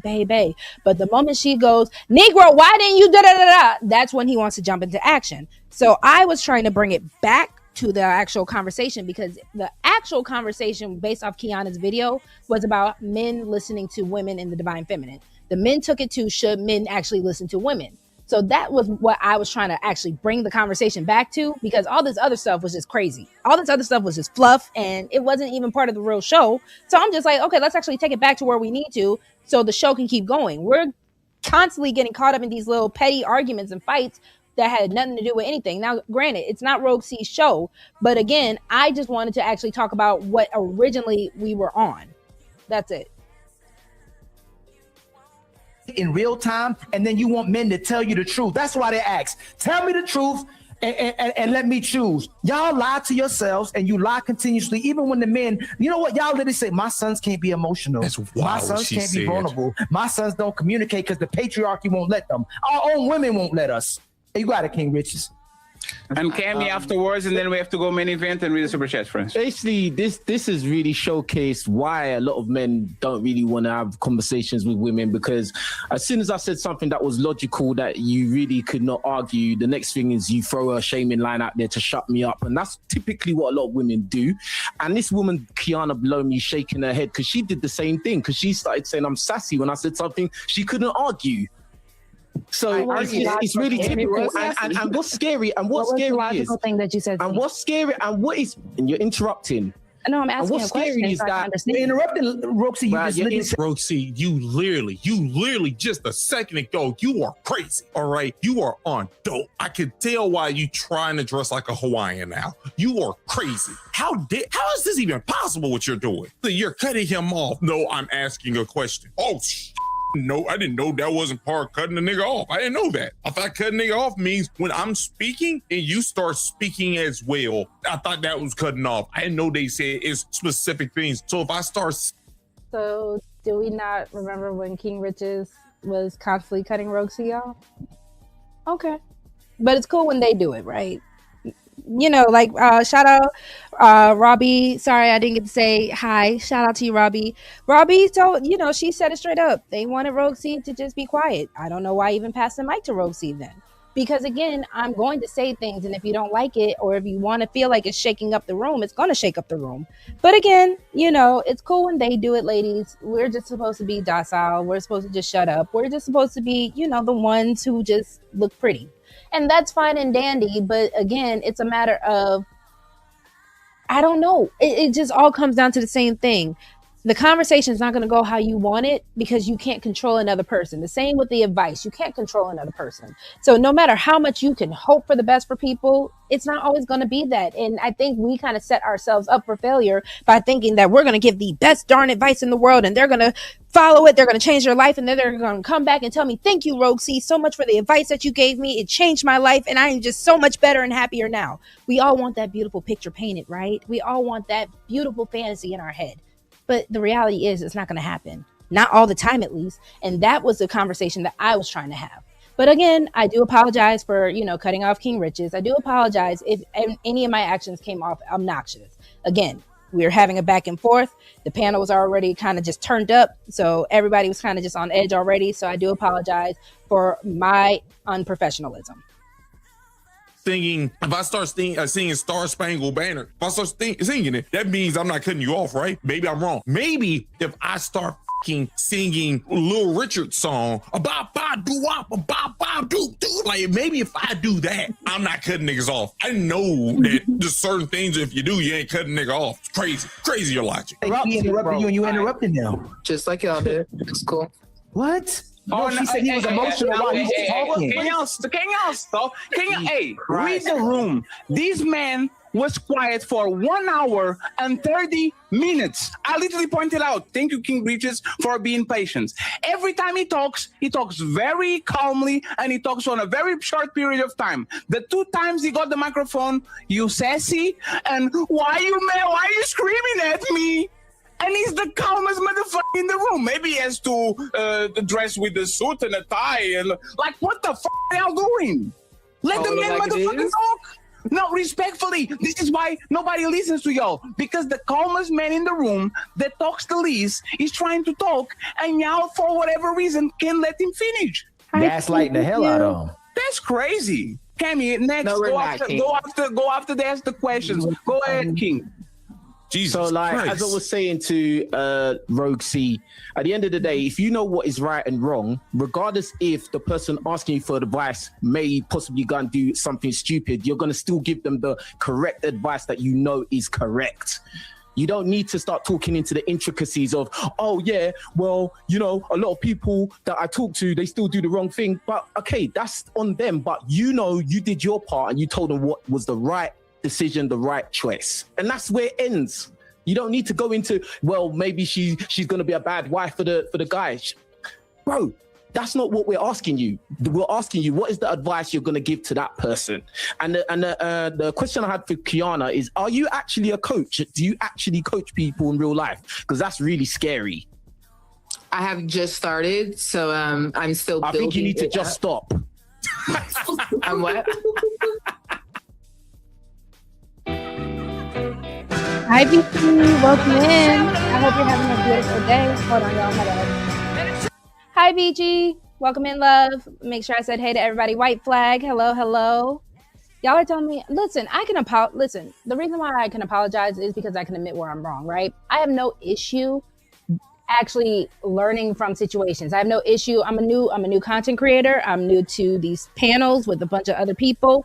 So I will admit where I can actually get better. I will admit where I can actually be more productive and actually help produce a better show, help produce better dialogue, help produce better understanding, because that is all, you know, I even try to do here on my show.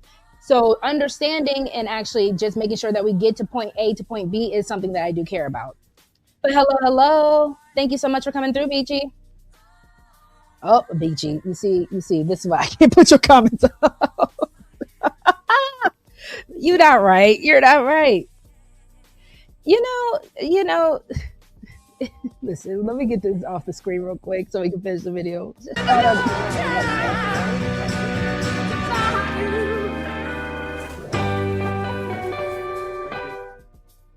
It's so easy to become a podcaster with Riverside.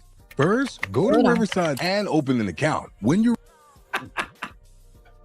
big screen. That was funny. I can't go to the next part because now it's about to become an argument with Kiana, and Kiana's gonna once again lose her mind because this nigga gonna tell everybody that she's not a coach, but she tells everybody she's a coach. Wow. But still, now at the end of this thing, RogueC, you got caught with your feet in the sand. You know, because Negro Hawaiian, you got caught. All right, so this thing what we're going through right now is wild. You don't have to do this. All you gotta do is just chin up, my dear. Look up and say I effed up. That's all you gotta do. Chin up, say I effed up. RogueC made a mistake. I'm sorry. Easy to do that, but you won't. Most people won't. And now you said, you know how when you just said that most people will not actually take your advice. They're gonna just do what they want to do. Yeah, most people will not say that they effed up as well. Look like you're getting pushed right into that most people thing, right? It's crazy. Ain't it funny how life goes around? Yeah, but still, good thing Fatty and Ali is there to do what they're doing to people. Like, you know, oh, I'm gonna talk. You're gonna just say a whole bunch of mumble jumble, and then I'm gonna have to wait so that I can put you in a headlock. It's called filibustering. Stop speaking so much. Say what the point is, so then I can put you in this headlock and I can squeeze to your booty hole, shoot across the room. Just do it. But you know, it was very simple. You clearly did what they said. I say, the lady, yeah, hey man, do what makes you feel good. The guy, stay with your family. Retardation. Those two things don't connect at all. You put on red shoes. You do whatever makes you feel good. You think those two things are equal? Like, no. If you'll let me finish, you mean let you clean up? That's mean clean up what you said? Wild, but you know, niggas can do what they want to do, right? That's why words are dangerous. We should stop letting people use words. One of the worst things was in the English language. Like, it's something I want to say, but I'm pretty sure people get upset. Maybe niggas should have never learned English. Maybe we shouldn't have. Maybe we should. It's something else, yo. It's something else. We have a problem that needs to be fixed. We have a problem. And Kiana's nuts.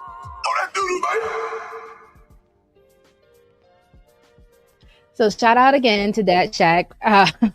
Listen, if anyone has any contact to that Shaq, and you can let him know that I did apologize, and I do apologize, and I mean it wholeheartedly. Even with the whole, I can actually work on my filibustering, right? So I do appreciate everything that he said, as well as the fact that I can still become a better content creator. So again, if anyone has contact information for him, if you can just let him know that RogueC did apologize. I do apologize, and I'm willing to learn more, so I appreciate that. Let me go ahead and move the fair use banner. I mean, I know y'all want to hit the link, but did we get any love towards the goal? Let me check. Okay, so let's see. I think we did. Hold on. Shout out to Robert. Thank you so much. So Robert did put 10 on the goal. I did ask for at least half the goal, so we would need 20 more to go ahead and open up the panel. So if y'all want to hit the panel, you know, if we can just get $20. Like I said, the actual goal that we're trying to hit today is going to be 60. But again, even just to open up the panel, we could just get halfway to the goal. So, you know, the whole point that I also wanted to just make sure that I actually reiterate is the fact that consequences are sometimes better teachers than the actual conversation, right? Did you already have one? You need water. It's late. You can go get a cup and you can drink some water. I love you. Thank you. You need water. Water's good for you. You know, but you have to drink more than that. It's hot outside. It's summertime. The more water you drink, the better. Sorry about that. That was Caleb. So yeah, consequences are sometimes better teachers than the actual conversations. And, you know, there are lessons that conversations just simply cannot teach. Some people have to experience loss. Some people have to experience betrayal before they actually understand loyalty, right? Some people actually have to experience loneliness before they can actually appreciate commitment. It doesn't mean that's what we want for them. It doesn't mean that's what RogueC wants for them, right? It means that reality is sometimes the better teacher. And, you know, that is what wisdom technically is. You know, sometimes you can try to give wisdom, but sometimes reality is going to be the better teacher than that. Listen, I'm thinking about going white. It's summertime, so my next nail color might go ahead and be white. It's about that time anyways. So Beachy says, why they always coming for a woman with high self-esteem?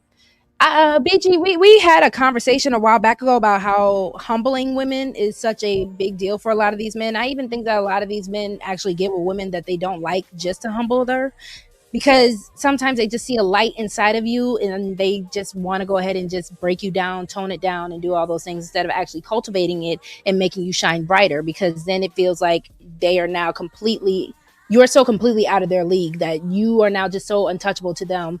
And the fact that they even got close enough so that they could touch you, as soon as they do, they're ready to go ahead and break you down.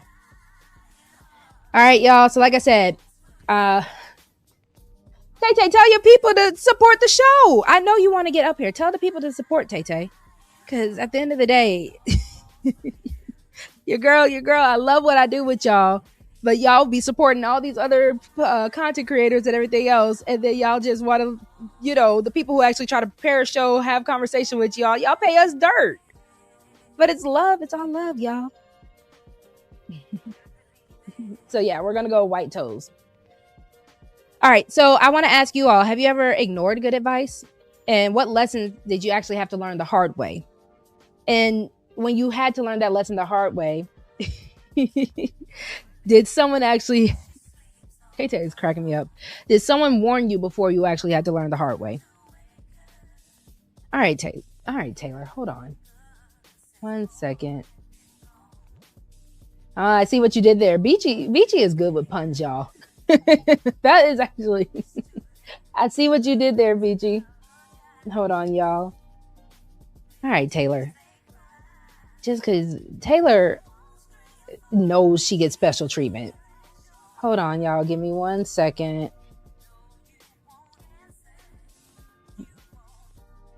Hold on. Taylor, just know I love you. This is how you know I really love you. All right, y'all. So yeah, if y'all want to open up the panel for everyone else, you definitely got to show your girl just a little love. Just a little love. We're just asking for half the goal. $30 for $10 in. Shout out to Robert again. Thank you so much, Robert, for definitely looking out. So while we're waiting on Tay-Tay to come through. Shout out to Tay-Tay. So now we just need $15 to open up the link to everybody. Taylor, check your phone. Lord have mercy.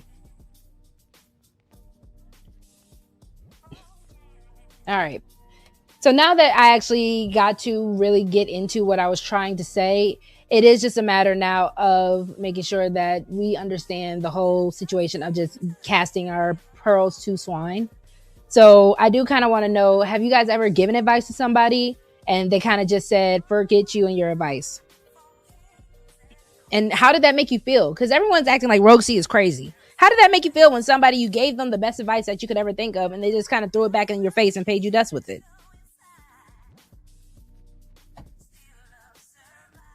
Now I know Tay-Tay ain't gonna make me wait after trying to boss me around on my show. Hold on, y'all. All right, so I guess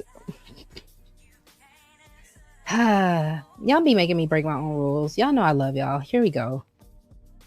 Cause y'all not right to me, but I'll still love y'all. Shout out to Lover Gang. All right, so the link is also in the chat. So I did also want to hit the fact that clarification isn't always backtracking either, right? Because this was probably one of the biggest reasons that I actually did. I said thank you, Tay-Tay. Tay-Tay, you're behind in the stream. I said thank you. So I've noticed something in the conversation today. The moment that someone adds context, people immediately say you're backtracking. You're trying to clean it up, as you know, that Shag told me. I'm the cleanup woman, right? But are they? Or are they finally getting the opportunity to actually explain what they were trying to say? Because again, those aren't the same thing. To me, backtracking is when someone abandons position because they realize it's not defensible. Clarification is different. Clarification is still taking the same position, which I did and which I will still do, and helping people understand how you got there, how you arrived to that conclusion, right? And it's like writing a paper. Nobody writes the thesis statement and just says, that's it. That's the whole essay, right? You explain it, you support it, you give examples towards it. You answer the objections, and you're not changing the argument. You're just developing so people can actually have a better understanding of the argument as well. Conversations aren't, just one-sided. They're not a book, right? It's not just about the dissertation. It's not just an essay, because you are having people respond back and forth to you. So when you actually give people the real moment to actually get into their conversation and to clarify, again, I need y'all to understand that that's not backtracking or trying to clean it up. All right. Welcome, Tay-Tay. Hey, boo. Hey. Can you hear me? I can hear you. Talk to me. Hello? Yeah. Can you hear me? Hello? Yes, I can hear you. Can you hear me? Hold on. Let me come in and come back because I can't hear you. Hold on. Okay.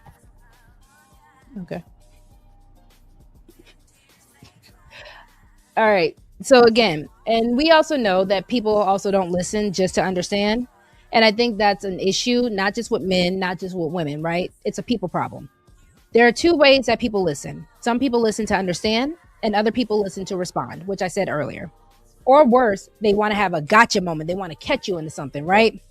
And catching people, it's weird, because the moment you're ready to try to catch me into a contradiction or a mistake, a buzzword, or you're ready to clip it up, right? That gotcha moment, that's not really asking what is this person really trying to communicate?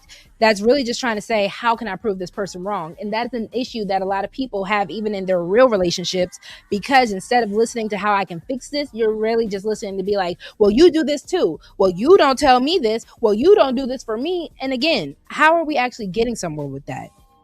So have you actually listened to somebody and already hoping that you can kind of just catch them on something that you disagree with? Welcome back, Tay Tay. Let's try again. Okay. All right. Hey, go ahead. I found out what the problem is. What you do? Coming through my headset through my Bluetooth. Let me turn it off. No worries. No worries. And y'all, the link is down there for anybody as well. So feel free to hit the link. Talk to me. What you got for me, Tay? Shit. Oh, okay. Hold on. God damn it.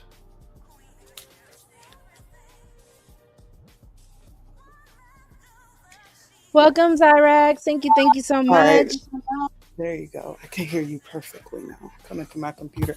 How are you, my friend? I'm well. Hey, Raw. How are you today? Hey, how are you? I'm well. Thank y'all so much for joining me. Tay Tay, what you got for me? Color. And isn't Raw so beautiful? Thank you. I like that lipstick. Absolutely. So Tay Tay, I'll let you start, and then Raw, I'll let you get in as well. Okay.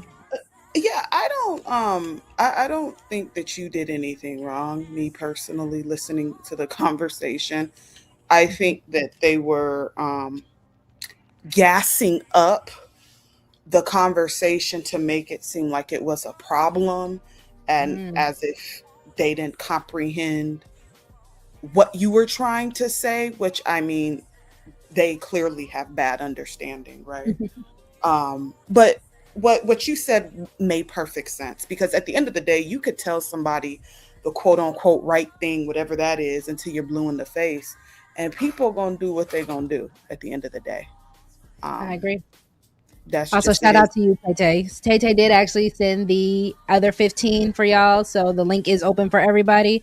But the goal is still 60. So if you are able to support the show, we are needing $30 more to reach our goal today.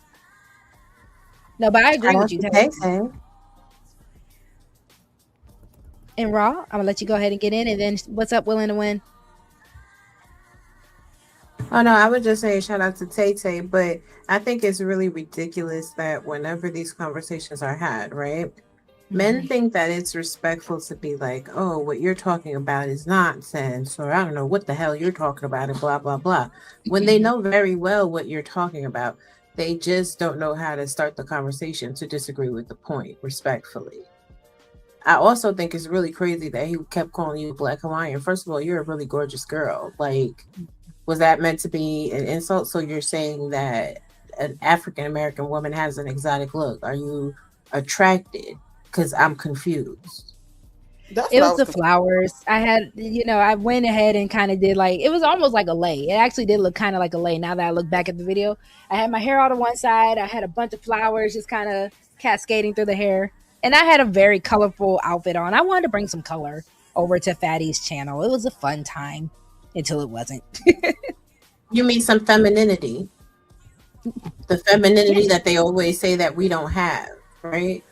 So this is another point of contention. Like when women are trying to operate in their feminine, and that was a ladies first, so it was an all-female panel, right? Right. So y'all don't really care what women, especially women of color, have to say. You don't want us to be feminine. Like there's always an issue. So is the issue the lack of femininity in women or the lack of appreciation in these men? And I can feel that. And, that's why it's no shade towards Fatty. It's all love. I actually enjoy being over there. Y'all are talking about, for the people who are saying I have the patience of a saint, I actually enjoy jousting like that, right? And even, like I said earlier, I can learn how to be a better YouTuber. I can learn how to kind of conduct myself with other people's panels as well. So it really wasn't a bad time. It's just, even with, that Shaq's review, the Black Hawaiian, I've heard him roast worse, so I guess he was taking it easy on me. But all of it is out of fun, and like I said, I do get learning experiences out of this.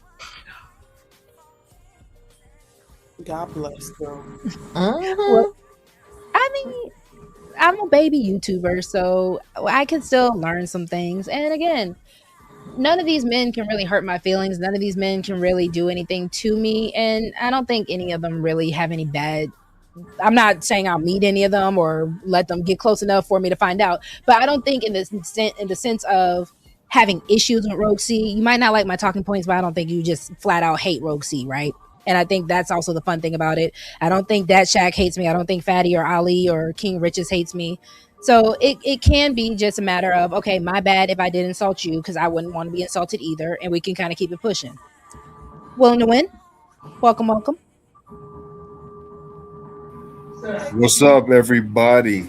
What's up? What's up? Hey. Bodyguard. Willing to Win's the bodyguard. He's the bouncer at the door for Club Lover Gang.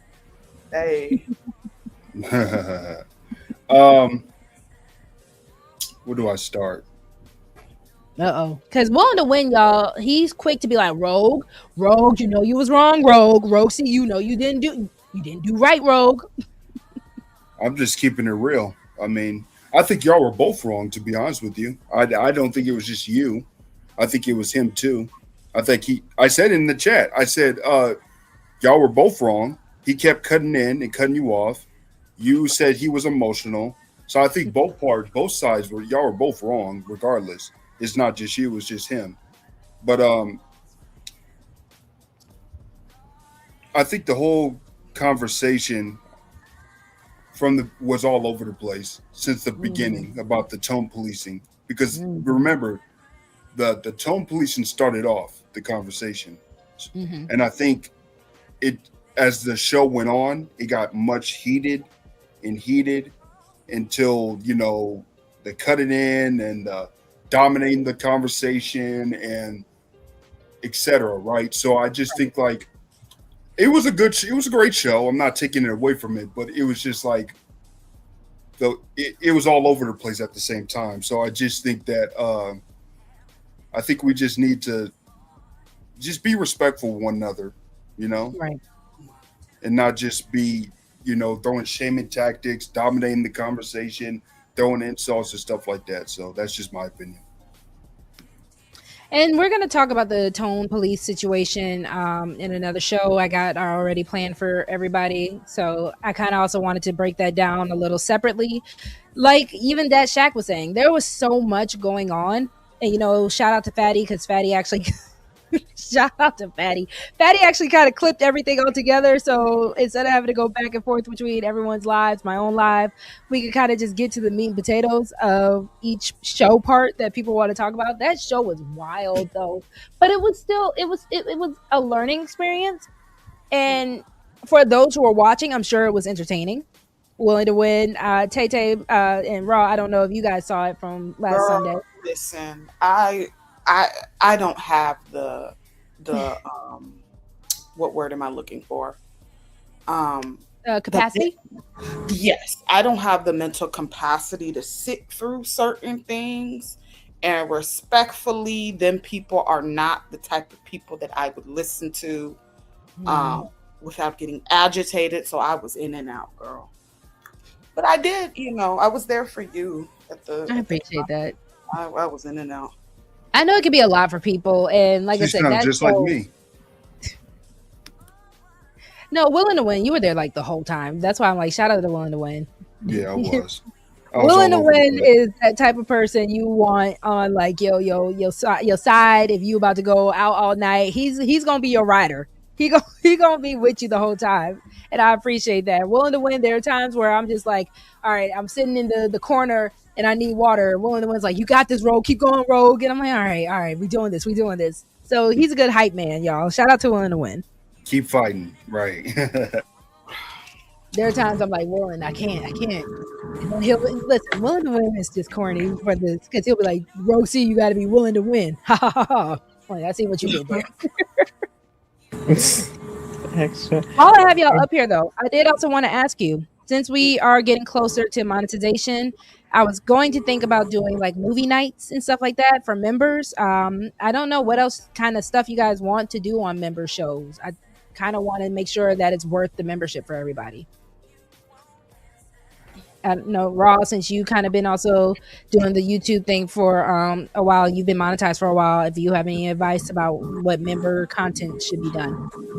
Yeah, I do a lot of member stuff off the platform, like a lot of in-depth discussions, and we, not just watch movies, but we do a lot of documentaries too on other platforms and really get into the deeper conversations. I think like more personal stuff with you would be good on your members.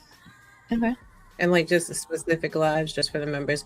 I wouldn't do the movie thing on YouTube though, because it still can content ID. Yeah. Yeah, you gotta be careful with that. Yeah. Yeah. So I was thinking about also either getting like a Patreon to go with the members or something so we can kind of just take it off platform. So I'm still kind of learning the inner workings of all that. Are you on Discord? Yeah, I was gonna say Discord is better because Patreon runs. Yeah, you can do it on Discord. Yeah. I have not created my own Discord, so well, you should. Oh, my bad. Go ahead. I didn't mean no. Go ahead. I was gonna say I have no clue how to get that part started. So, well, you could create your own Discord for people that want to be in there. But people have to want to be in there though. Okay. I can't control people where they want to be and all that. So, I mean, that's an idea. Discord. Yeah. Like I said, I'm just trying to think of all the things that we can do just so it's kind of worth it for y'all. So my next segment about this show that I was also going to ask was going to be about confirmation bias. I think a lot of confirmation bias is one of the biggest problems when it comes down to these discussions. It just simply means once we believe something about someone, we start interpreting everything that everything that we already think that they believe, even if that's not the case, right? So, a lot of times I can hear RogueC hates men. Every criticism of men becomes evidence of that, right? If someone already believes that RogueC hates women, every criticism of women becomes that. So I kind of wanted to ask about, how we can deal with how every sentence becomes proof. If someone believes you're bitter, every disagreement becomes about your bitterness, right? And I kind of just want to know what y'all think about confirmation bias, especially in this space. That's what this whole space is. This is why they rail against new ideas or talking points or conversations, because how dare you tell them that the way they feel is wrong? Is that dangerous though, to the point of trying to move forward or even just education overall? It depends on what you want to get out of it though. Like it's only dangerous if you allow yourself to keep circling those spaces. Sometimes you gotta let people have it. And move around. But is that also what keeps turning the space? Because I feel like every time I hear that people don't want an echo chamber in the space, somehow, some way, we get turned back into an echo chamber. And that's what's frustrating about that. That's why I don't have an issue going over there to the Untouchables. I don't have an issue going over anywhere else, because it's kind of like I don't want to be around people that disagree with me just because they can or feel like they should. But this is the thing, right? There's disagreements and then there's civil discourse. You can have spaces with civil discourse without them being echo chambers. Unfortunately, this space is not one of those spaces. And then in order to exist with a different talking point, you have to be really willing to stand on principle, because you're speaking in a space where a whole bunch of people summarily disagree with you and they don't know the art of conversation. Right. I get that. Then you become fodder for them, because they want to minimize your self-esteem and undermine your intelligence by gaslighting. I also kind of look at it from the different point of view of that's how grifting also gets done in the space. The quote unquote grifters that people like to accuse people of being. I think that is where that confirmation bias, okay, if I'm going to be perceived this way anyway, I'm going to heighten it up and I'm going to try to get what I can get out of it. And I feel like a lot of people are fine with that until they're not fine with that. And that's why I'm like, how can we get out of that confirmation bias so that way you're not feeling bamboozled by people either? You can't. There are some people that need confirmation bias to exist every day. And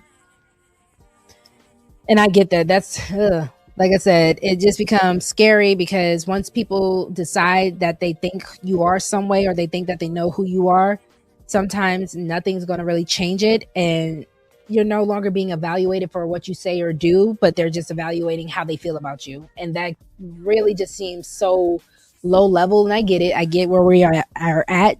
But even for people who do want to branch out and do something more, it just seems so hard to kind of bust through that wall now. And that may be true, but anything that's worth having is always going to take effort. And I'm going to hit you with an old adage. Those that matter don't mind, and those that mind don't matter. Why should you ever have to shrink who you are because of how somebody else might perceive you? And I can definitely agree with that. And I appreciate you for that. It's just, I don't know. It feels like there's a lack of compassion almost. There's a lack of wanting to understand. There's a lack of knowledge or wanting knowledge here. There's a lack of wanting to change to be better. And that's what really just makes it frustrating. And that kind of is where I even went with my original talking point of you can give people the best advice. It doesn't mean they're going to want to follow it. We see that every day in this space. People don't want to be better. And that's why who was asking the question earlier, she's like, how can you tell which people you want to give the best advice to or you don't want to give it to? It's the people that really want to make a difference and make a change at that point, because I'm not a professional. I don't owe you anything. A lot of these people aren't looking to have any type of understanding. That's the thing. And they're not, and they don't want to be better. They come on here because whatever situation is going on in their home or in their personal life clearly is, instead of dealing with that, they come on here to receive somewhat of affirmation to where, everyone around them is wrong and they're right. And, that's just that. I'm gonna break it down for you even simpler. This is only entertainment. People go to places that they go to be entertained. They don't, if they wanted to learn something, they, like how you said, they would go to a professional. They would go to a school. They would read a book. They're not doing that. And if you, as an observer of the space, sometimes participant, when I participate with this space in any capacity, it's for entertainment, not really for intellectual conversations, because people don't even understand. Like, now what you was talking about is some bullshit. That's not an open-ended conversation. Right. It's very dismissive and diminutive at the start. Instead of saying, like, I hear where you're coming from. I don't agree with your perspective, and this is why. That's a hard ask for these people. Yeah. I mean, even I wanted to ask y'all's opinion of what that Shaq was saying. Was there anything that actually stood out as far as a learning mode, like a learning moment? I guess just overall with how the space interacts with people and how they kind of feel about the moment you say one thing. That these people are fickle. They are the barbarian horde. And that's no shade to anybody, but how did the emperors of Rome keep the people busy when they was making real moves? They gave them carnage. Gladiators. Yeah. So is that what we all are pretty much becoming in this space? We're just the gladiators? Hell yeah. Yeah. Like, what else is it? Respectfully. Like, no, I never thought of it that way. I feel you. It literally is that. Like, if I'm in other areas, so I can tell the difference between when I come over here versus in those other areas. Total opposite energy. Conversations is totally different. Being in other sectors, I have not had to cuss nobody out. I haven't had to raise my voice. Ain't have to, talk about nobody's mama. And it's been peaceful. It really has been. But over here, the energy is just something different because, people are miserable. That's all. And that's unfortunate. Go ahead. I'm sorry, Ro. I was going to say, and then you got to understand, you're a Black woman. Yeah. You have an opinion. How dare you ask questions? And you're pretty. How dare I? How dare I? How dare I? Exactly. That's what it is. But that's why when people say it's a damned if you do, damned if you don't type of situation, and then they're saying you're a victim or, oh, you're just complaining for the sake of complaining. Girl, listen, that's what it is. You're gonna have to you really are going to have to just you're just gonna have to accept for what it is. If this is something that if this is something that you want to do in this space specifically, you just gonna have to, I am all that. Cause that's what they think anyways. And the game, right. And the game is to make you upset. The game is to make you reactive. The game is to make you responsive. Because now this video that you've done, they will probably do a reaction to that one. It's called content farming. Yeah. And, I definitely agree with that in the sense of, it is part of the entertainment that you were saying. And, even Raw saying this is something that you want to do, you're going to keep fighting and breaking for it. I do believe that Lover Gang can actually surpass even this space. And that's why, like I said, I have no issue pulling the learning lesson that I can. If that Shaq is saying that I was filibustering, I can actually kind of learn to be more concise to the point of what I need to do. Because I am used to talking to you all, right? But who is he, though? Listen, I'm not going to be mad if I know I'm going amongst men. Men don't want to hear all that, respectfully. They don't want to hear the details, the nuance and all that. They want to hear the point and they want to get to it because they're ready to talk just as much as well. So I was about to say. So if the lesson I'm learning is just how to maneuver and get what I want out of the situation, now people will call that manipulative, but it is just really strategic at that point. So if I know I'm going against these men who don't want to hear the jibber jabber, they just want to hear what they want to hear, or they want the reaction and they want the gotcha moment. If I give y'all that, then what's the problem? Go ahead, don't give them that. It wouldn't have been filibustering if you were saying whatever it is that they wanted to hear. That's right. Because there's a couple of the young ladies that you did that panel with the tone policing. There's a few of them on there that were filibustering and was not concise and had me confused because I'm like, what is she talking about? Okay, but she was spewing, the similar talking points to to the men. Exactly, the channel that you were on. So it wasn't filibustering then, was it?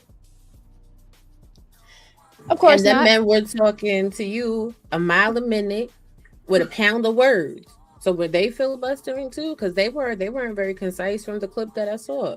Not at all. And that's why I said it's cool when you do it, but when we do it, it's a problem. And that's all understandable to the sense of cool. This is someone else's home. I can understand these things, right? I'm in someone else's house, so their rule is their law. Cool.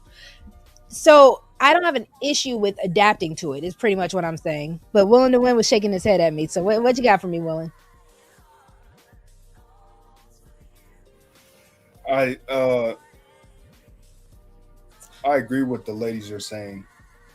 I said it from the beginning. The conversation was all over the place. Right. It was all over the place.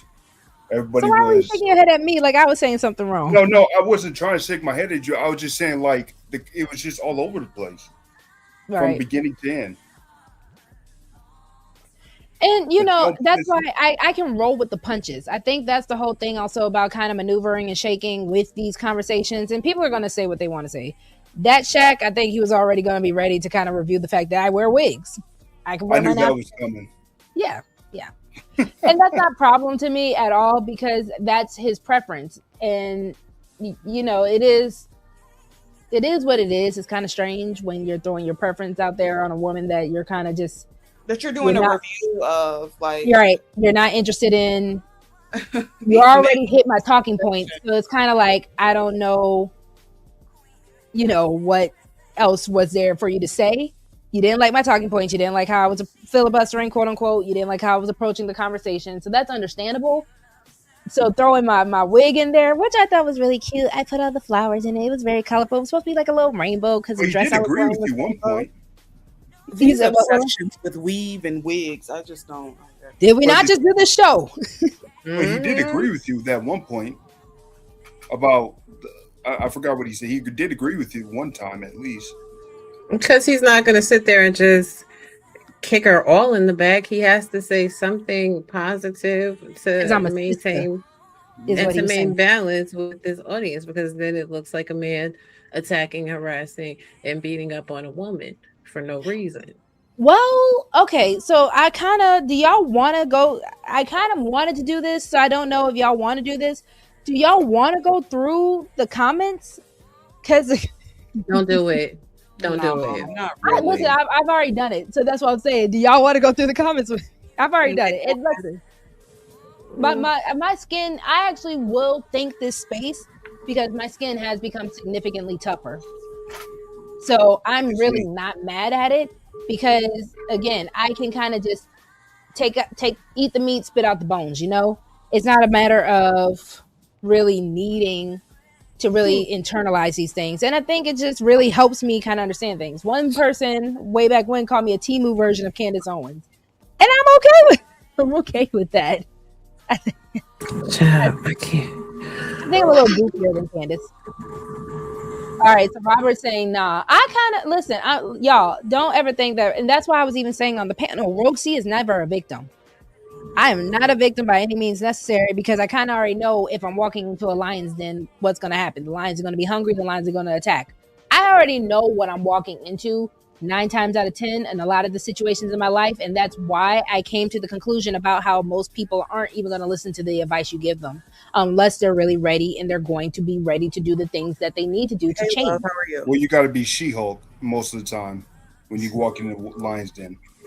Right. And I'm going to say this because I have to jump. But as somebody that's been in this space for a while, go where you are appreciated, not where you're tolerated, number one. Mm-hmm. Number two, like, the moment you start feeling like you maybe should have edited yourself in a conversation is the moment that you realize that space is not for you. You're not a dumb woman. You're not ditzy. And you express yourself very well. And as a woman that has survived this space and carved out her own lane, I am telling you, don't edit yourself at all. If you want to come on here with a wig full of rainbow sparkles and glitters, do it. If you want to talk and you don't want anybody cutting you off, do it. Because they will run over you, run through you, and throw a whole bunch of dirt on your name.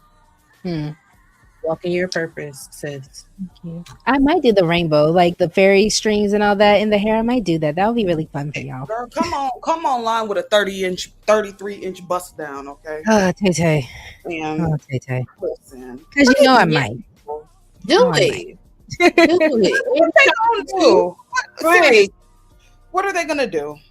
Oh, she got a wig on. Okay, and at this point, I'm kind of like, I don't think I hide it, like how Raw was saying on the other show where she was like, oh, people, we could tell. I'm like, I change my hair almost every show y'all see me in. I think y'all know by this point. It's just part of the aesthetics, part of right.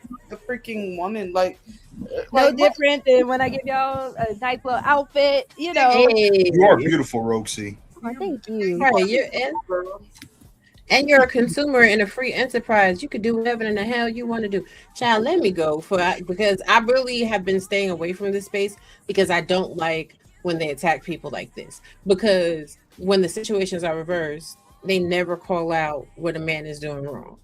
No, of course not. But you know, I always appreciate you, and Raw, don't think I haven't forgot. I'm gonna try to do you do classes or do you just kind of do one-on-ones? Just holler at me. Well, okay. Just holler at me. I will. Everybody can't do that no more, but you are on a elite list. I appreciate you always. Thank you so much, Raw. You know, I do just think I'm always willing to learn as well. So I get it. And that's why I appreciate, you know, everyone that actually, because I can be the person that takes the advice because I do want to make the changes to be better. So I do appreciate when my people, my tribe are able to kind of just tell me what I can do, even with Willing to Win, who can give me the constructive criticism, when Tay-Tay, when RogueC, when you all come up and kind of just pour into me, it makes me want to make sure that I do better so I can be better and I can do what I need to do to represent y'all as well. What's up, Memphis Robert? Thank you so much for joining us. What's going on, lady? How y'all doing? How the panel doing? How everybody doing? Also, we got Lover Gang Rude. Hey, Rude. Well, look, man, it's simple as this. Everybody don't want to take constructive criticism. Everybody can't handle it. A lot of times, Rogue, you just be dropping off some wisdom and some real knowledge and some truth that hit both sides, male and female. And a lot of people don't want to hear that. They just want to hear that you on my side. And if you on my side, then we friends to the end. And if you're not on my side, then we enemies. A lot of people ain't looking for middle ground and true understanding. I appreciate that, because when you stay in the middle, a lot of people kind of call you a fence sitter, and it's not the fact that I can't take a side or choose a side. It's just certain things to me aren't always black and white like that. What's up, Lover Gang Rue? You with us? Hey, yeah, you hear me? Yes. Talk to me. What's up? All right, now I wanted to respond to what Tay-Tay was saying about that 34-inch buzz down, man. Would you wear one? I mean, that's a lot of hair from a cosmetologist's point of view, but I mean, on like maybe some photo shoot things. If y'all want like a Lover Girl photo shoot, sure, we could do something like that. On a regular show, I don't know. That's a lot of hair, dog. Man, if we did a lot of hair now. I was just scrolling. That is a lot of hair. That's heavy. That's heavy hair. I sit down when I talk to y'all. 34 inches. So what I got in right now is like 26. So hold on, let's see if we can give y'all a good little point of view. 26 on RogueC goes down to right here, right? 34, I'll be sitting on the hair. So it kind of feels like, yeah. I think that's when it's legit, when it touching the back side. It's supposed to, and then what I heard coming up, dog, like when her hair gotta hit the butt for it to be legit for her. So if you're a taller woman, I guess the longer the hair it must be, huh? I've never heard that. It's heavy. I've never heard of that either, but it's just heavy. Like I said, if we were to do like a Lover Girl promo shoot, do some photo shoots and stuff like that, so we could get some visuals and stuff like that, that would actually be kind of fun. I would probably do it then. I would most definitely do it then. I want to respond to what y'all was saying about even the wigs and the weaves, man. Why? Because I did ask that question, and you told me to hold up until you did the show.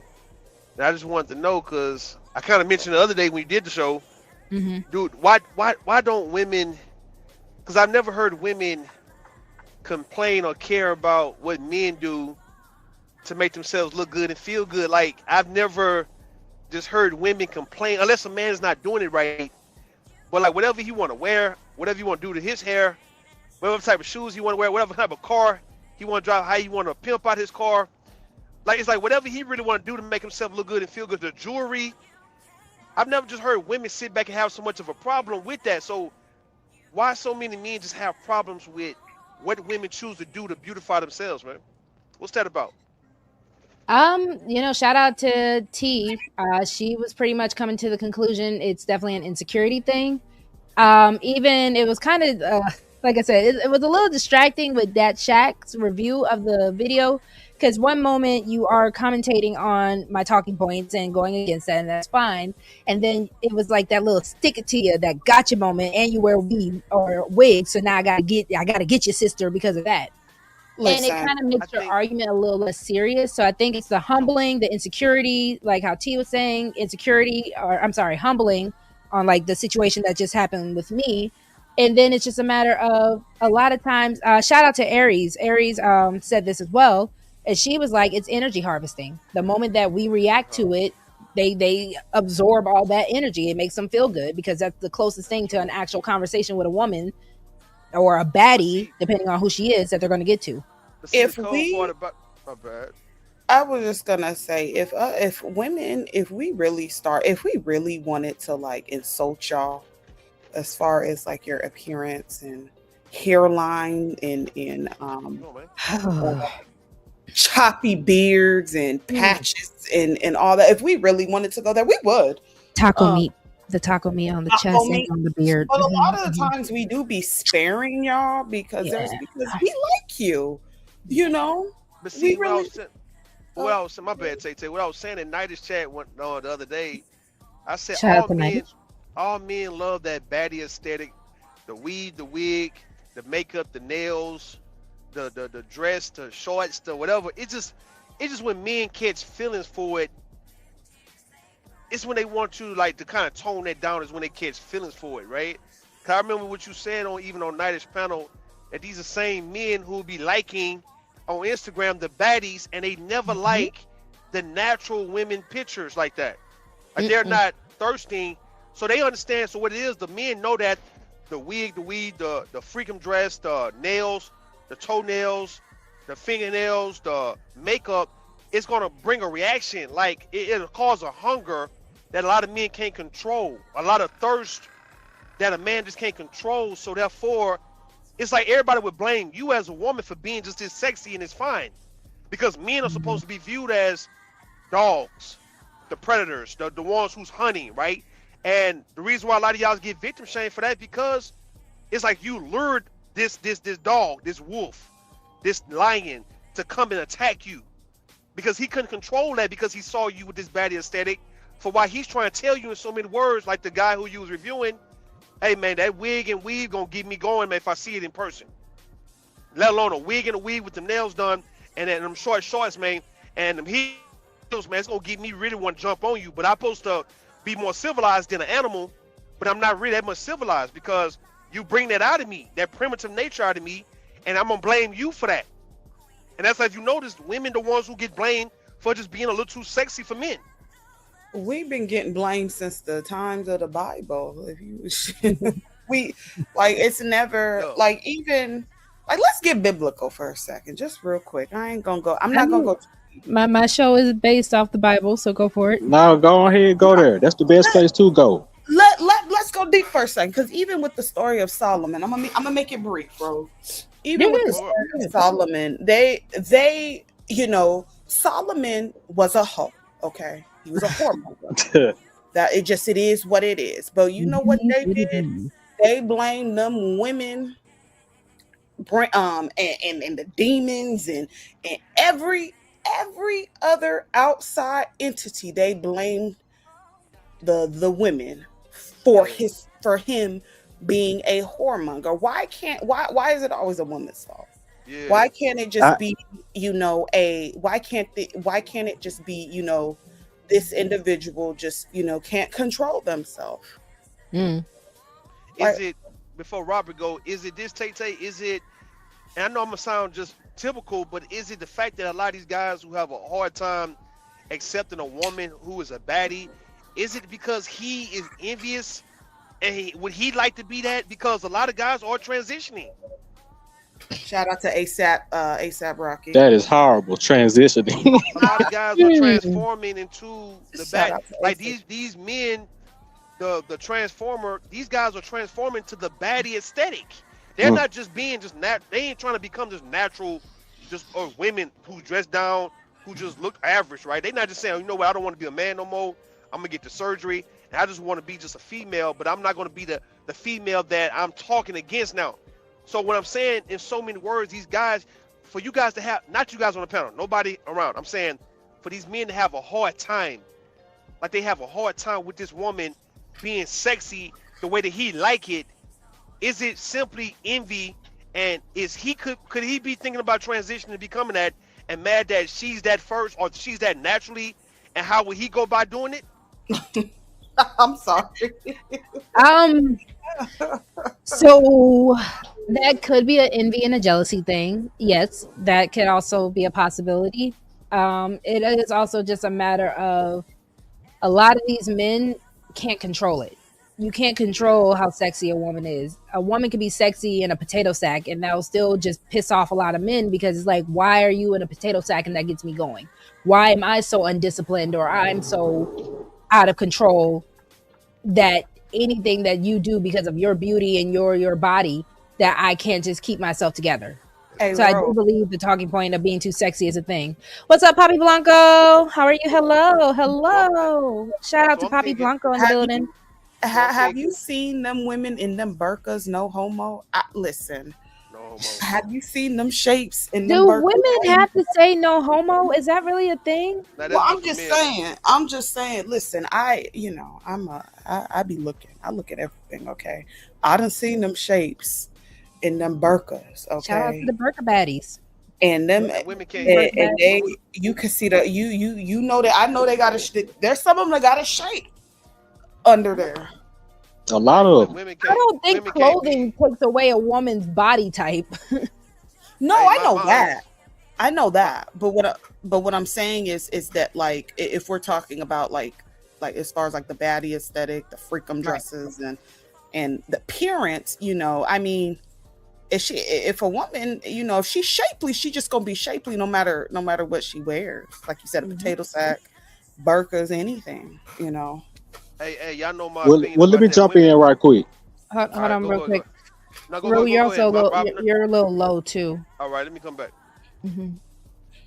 All right, so I just want to say, because Rogue, you had asked the question, was it like jealousy or envious?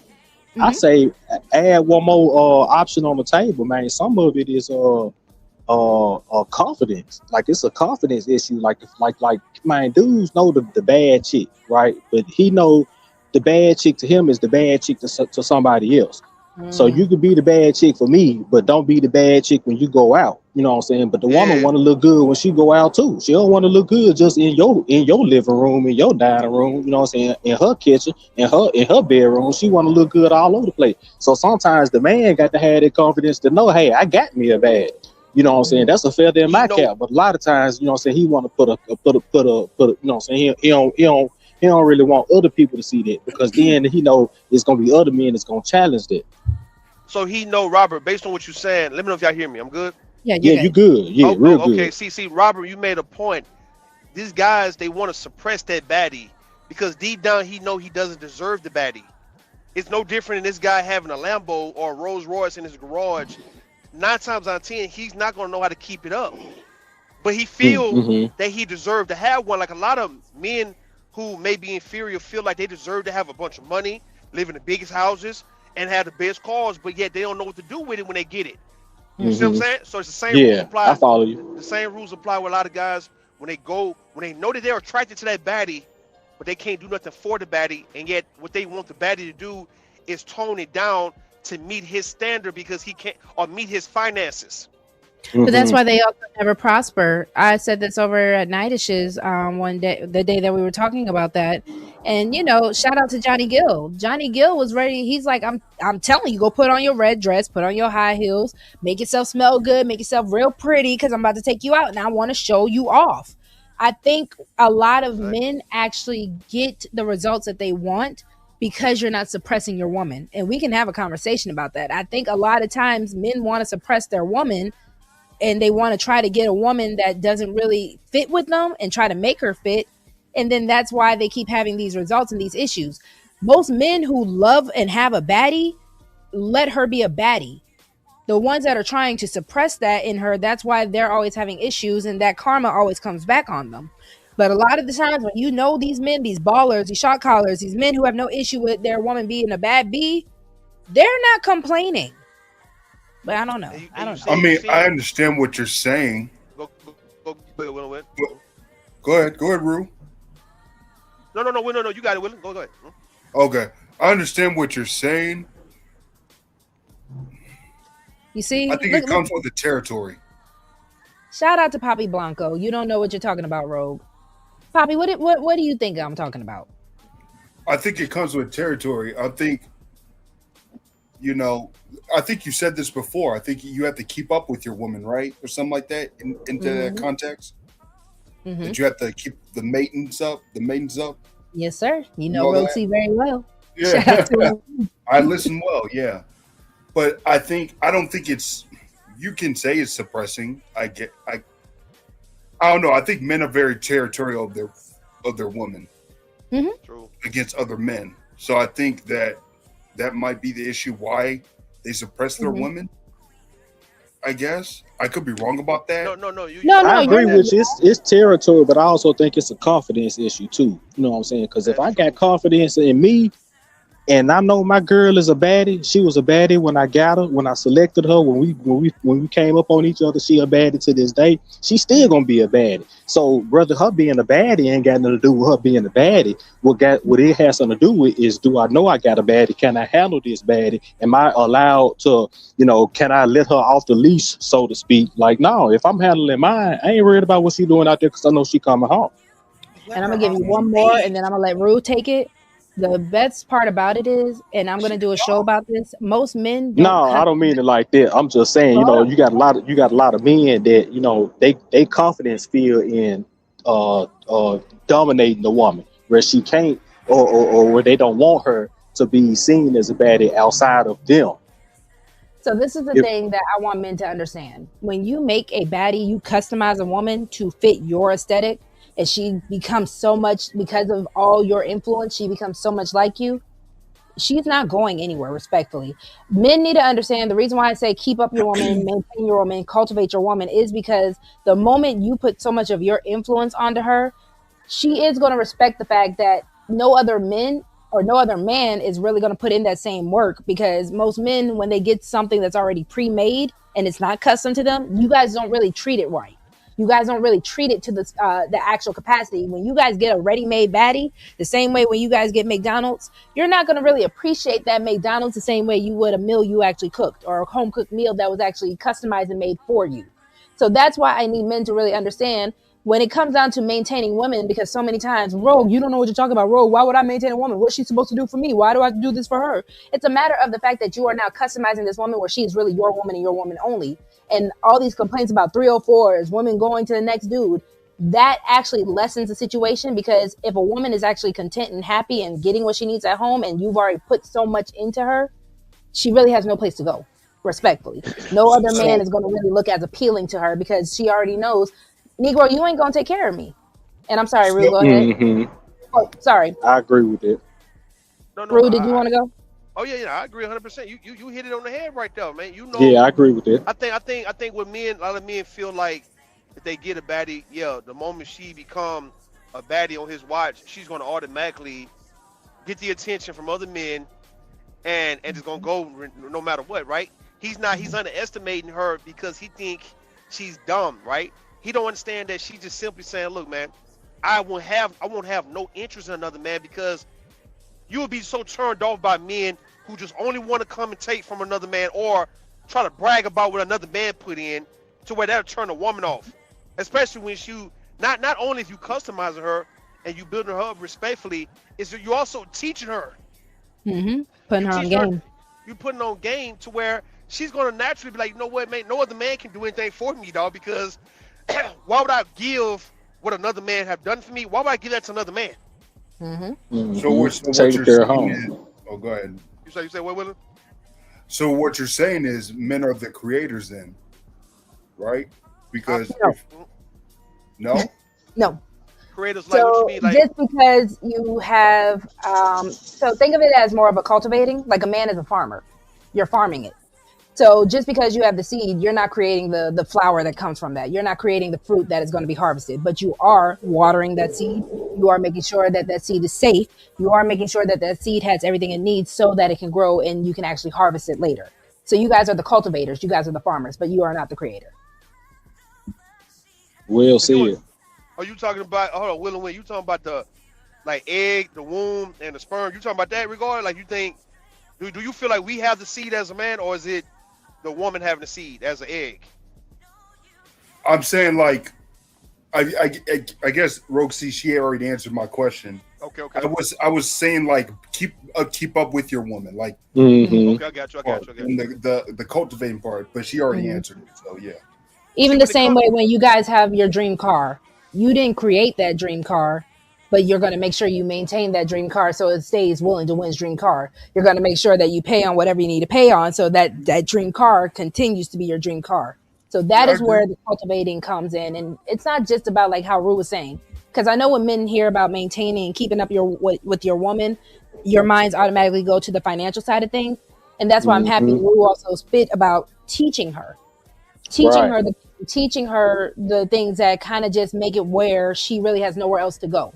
She has really nowhere else to look for because everything she needs is there. And it's not just the financial things about it, but this man is someone that I can trust. This man is going to be able to teach me and really guide me and lead me. And that really just comes with manhood and what men can really do, which is why it's not to say you guys aren't the creators. You're just not. But it's not to say that you guys don't have a very significant role in a woman's life. The word you're looking for here is leader. Is what God called us. That's the word. That's the word you're looking for. Leader.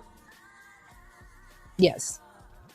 Augustus back. He says a woman's androgynous zone is her mind. Let's see what this mess Poppy was saying, and I want the men to tell me about this. I'm a professional bad bee getter. Trust me, I have blown so many pretty women back out that I should write 10 books. Once pipes down a baddie, she ain't a baddie no more to him. Show me a pretty bee, I'll show you 5 that tried that girl. And see, that's the mindset of black men right here, right? Is the cutting corners, the trying to get the most without giving anything. These same guys is not telling you stories about how they can keep a woman though. Now, even though, hold on, I'm gonna get to you, Robert. I swear. Here you go. Look. Go ahead. Even though how we was raised up, right, as black men, that it was always viewed as being a real player if you can just F over women, can have sex with as many of them, right? F over them, and didn't have to give nothing of yourself, but you got the most of them. So you always was viewed as a player, though, right? You was always viewed as that guy who is hard on women. My bad. You hard on these women in the form of, yeah. I'm gonna knock down all 5 or 10 y'all, dog. Ain't gotta do nothing for you, dog. And then I'm gonna go ahead and go, right? Because you know, once they get a chance to know who you are, they gonna leave you. So what you're doing, what black men are doing, this is the game black men are running. They just up and leave first because they know that eventually when she find out what type of guy he is, she's gonna leave him automatically. So he's trying to cut back on the heartbreak or him getting his feelings hurt by acting like he's the one who cut her off. He was able to pipe her down and he left. It was always like a hit and dash type situation to preserve the heart of a black man, because you know you ain't had no business messing with this baddie.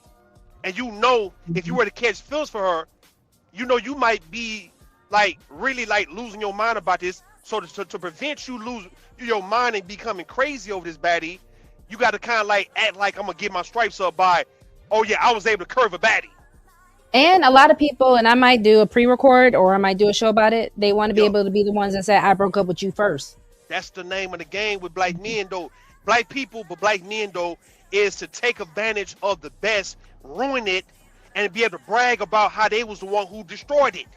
Yeah. Not building nothing. For the guys who don't want to build anything, they want to destroy it. And one thing I do understand about black men, when they come around and they're not trying to build anything, they're trying to take and destroy things. That's it. And shout out to Poppy up here. Poppy coming to defend how you gonna say RogueC don't know what she's talking about. And the fact that you see my title, knowing that these men are trying to say I give bad advice, and then you gonna try to co-sign that, I find it disrespectful. Hi, Poppy Blanco. Welcome to the show. What you got? Yeah, how you doing, baby? How you doing? So I was just watching the game. My bad. Can you hear me good? We can hear you. You know damn well you don't know what the hell you be talking about half of the time. You know that. I don't know that. You don't know that? Now you know. You can write 10 books. So you talking about how you can pipe down a baddie. How many baddies have you kept? I'm in the business of keeping them. Lord have mercy. Okay. All right. That's the whole purpose, collecting like Pokemon cards. So you get most people actually take care and keep their Pokemon cards. They don't just collect Pokemon cards and then say I'm gonna just throw them in the wind and say F it. The valuable ones. They sometimes do, Rogue. The ones that are very, very valuable. And I don't know shit about anime, so I just use that. I don't know shit about no cartoons actually. I just use that as because a lot of people will identify with that. Like, just for those who ever wanted to know, RogueC is a Charizard, a golden Charizard. So I'm very much a collectible. Thank you very much. The thing, RogueC, is that you are a fish, right? I'm a fish. You can never tell a fisherman how to catch you. You feel me?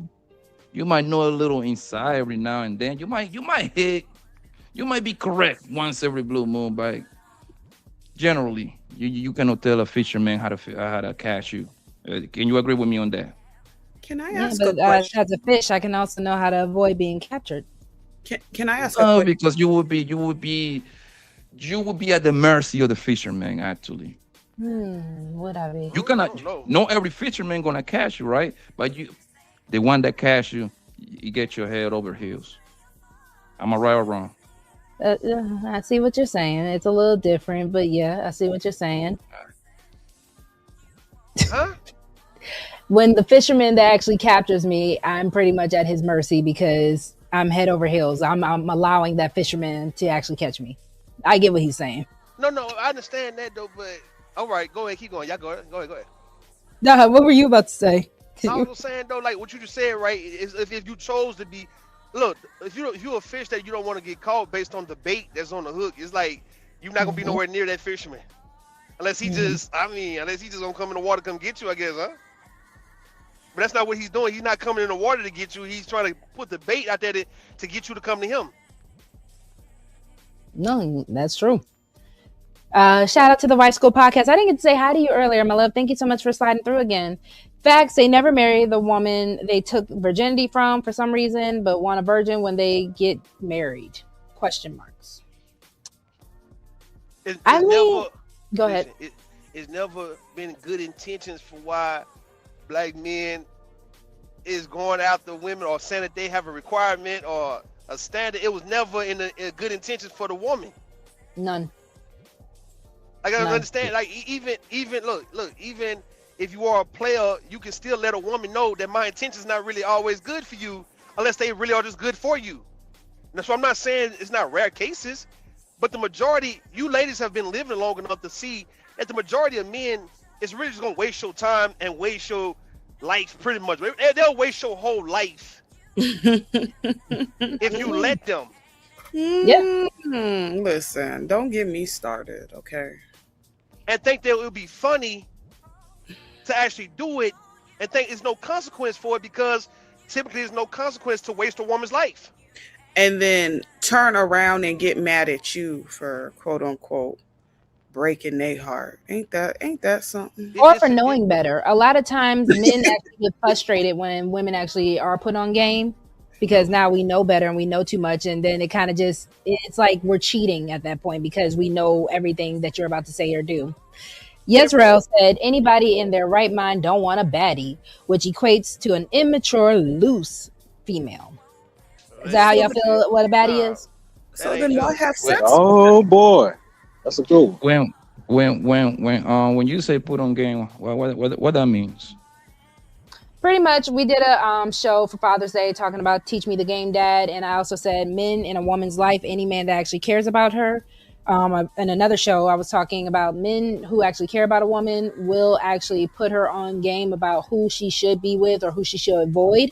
And when we're kind of having knowledge of the type of men that we should avoid, a lot of times that frustrates the men that we're avoiding. Because like, well, why don't you give me a chance? Because I know what you're here for. Like Rue just said, I know you're not here for good intentions, so I'm not even going to put myself through that. And a lot of men feel some type of way because, well, why wouldn't you put yourself through that with me? Yeah, but that's incorrect for the most part. Most guys are very easy to please, right? The thing is that most women, they just go for fuck. That's it. For a good timing. That's it. Because they don't make themselves valuable to do nothing else after that. Huh? We have a swear jar. It's a swear. Hold on, let me tell you. It's a swear jar. Anytime you curse, you got to pay a certain fee. It's just $5. $5 for the F word. Oh, come on with that bullshit, man. Are you serious? For real? Yeah, for real. Listen, I give everybody one warning. You get one warning. When it starts dropping out of your mouth like that, though, you gotta pay. You gotta pay to stay on the panel. Yeah. All right, yo. The thing is that in today's day, in the past X amount of years, most women are just good for just a good time and that's it, to have fun and that's it. They don't make themselves valuable to force the Negro to keep it around for sex, past sex. How do you make yourself valuable? He said he a bro. They say he a bro play. Yo, buddy, how much money you want me to show you, my nigga? You ain't gotta show him nothing. Y'all have the cash Yeah, app let's in the link below. keep on focus on what you're talking about. Well, hold on, real quick, Robert, because I hate when men love to do this. I'm gonna flash money to other men. We saw this earlier today, and I'm like, I'm a whole woman content creator, and I'm giving y'all a good show, a good platform, and everything, and y'all I don't have refuse Cash App. to hit the cash app. I don't have Cash App, or I would send you money. You got to get a cash app willing to win. Hold on, willing to win. Why you keep saying that? Look, willing to win. You can make a cash app right now. It ain't that hard to make one. We can look into each other's bank account. We can see something, homie. You ain't got, like I said, that whole showing men how much money you got versus Yeah, that ain't really necessary. Here at a beautiful woman. I feel like I am very beautiful. I'm just saying. Y'all show that same love and support to the actual woman instead of just trying to big up on another man. It's not about that, Rose. Sometimes you gotta put people in their place. Shit. Hey, every day, every now and then, I be posting on the ground with 30, 40 bands cash. Gotta letting people know not to play with me. But you got it. You got it. And you see how, and I find that so fascinating how men will do that to impress other men versus when it comes down to the women that are in y'all space, we are actually the thing that's going to impress the men the most because women are actually the reflection of a man's character. That's why you can tell when a woman is being taken care of to willing to win and Rue's and Memphis's point of what we were talking about earlier about cultivating a woman. Your woman is going to reflect how you are as a man. So if a woman is very well taken care of, you're going to see it. And shout out to Kiana, because Kiana even said that on the panel as well. If your woman is also just being knowledgeable, certain things that your woman just already pick up in just being with you. When your woman starts talking like you, having your mannerisms, stuff like that, it's because she's up under you and she's learning from you. Bro, the men not listen. All right, why y'all? I'm not confused by how y'all keep saying that. Like these men care about what they woman gonna look like and feel like. Like it's a competition between men on who has the biggest bravado, who's the macho, the toughest. It's like the men want to be in the camera, like they want to be put in front of their woman, not leading the woman. It just simply want to be getting the attention that the woman's supposed to get. Why are you saying what you're saying, Rogue, about a man supposed to be pointing to his woman and making her look good when he don't care about that? Because if the complaint is, why don't I get what I'm supposed to get out of my woman? Well, what are you putting into her to get it? That's what, Rogue, that's what I'm saying. These guys don't feel like they should be putting anything into you. That's the point he was making. Well, no, and that's what I'm saying. You shouldn't be complaining. You should be. No. You understand? Lacking, people who lack always complaining. Like that just goes with people who lacking, people who are without, people who are inferior.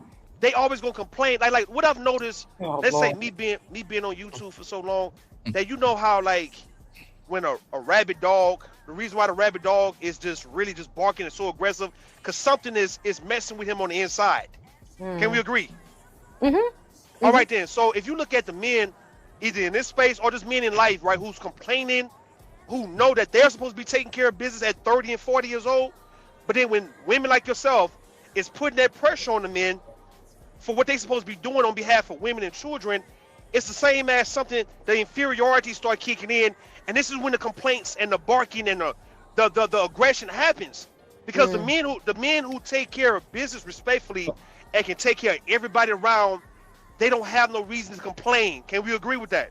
Absolutely. That's when the insults start. That's when the little contemptuous comments start. The little backhands, comments. Yeah, I agree with that 100%. Like I said,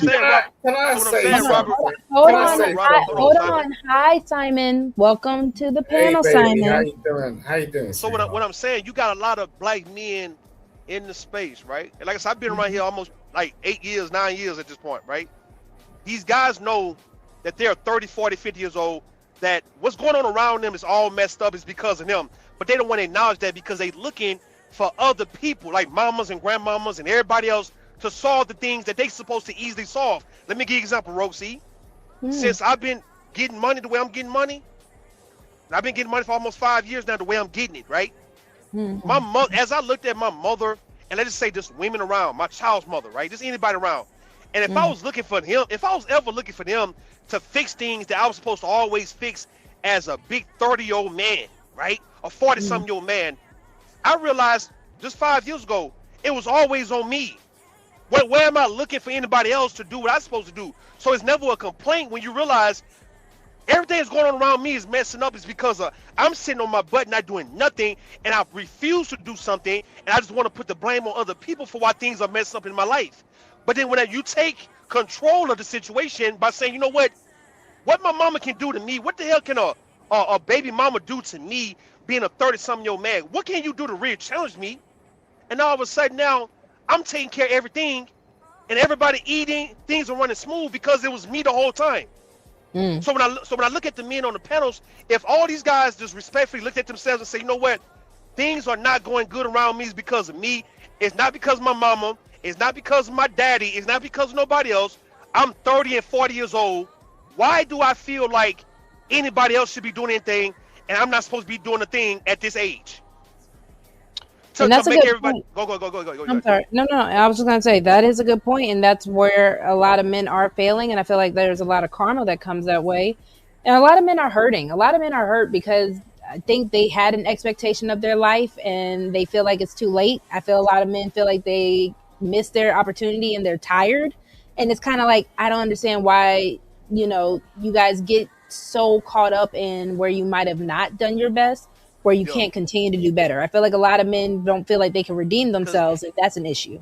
Because they don't have no comeback. Like if you look at the New York Knicks, look at the New York Knicks though. What they did. I don't know if you watch basketball, Rogue, but if you look at the NBA Finals that just took place not too long ago in June, the New York Knicks was down about 29 points, right, in Game 4.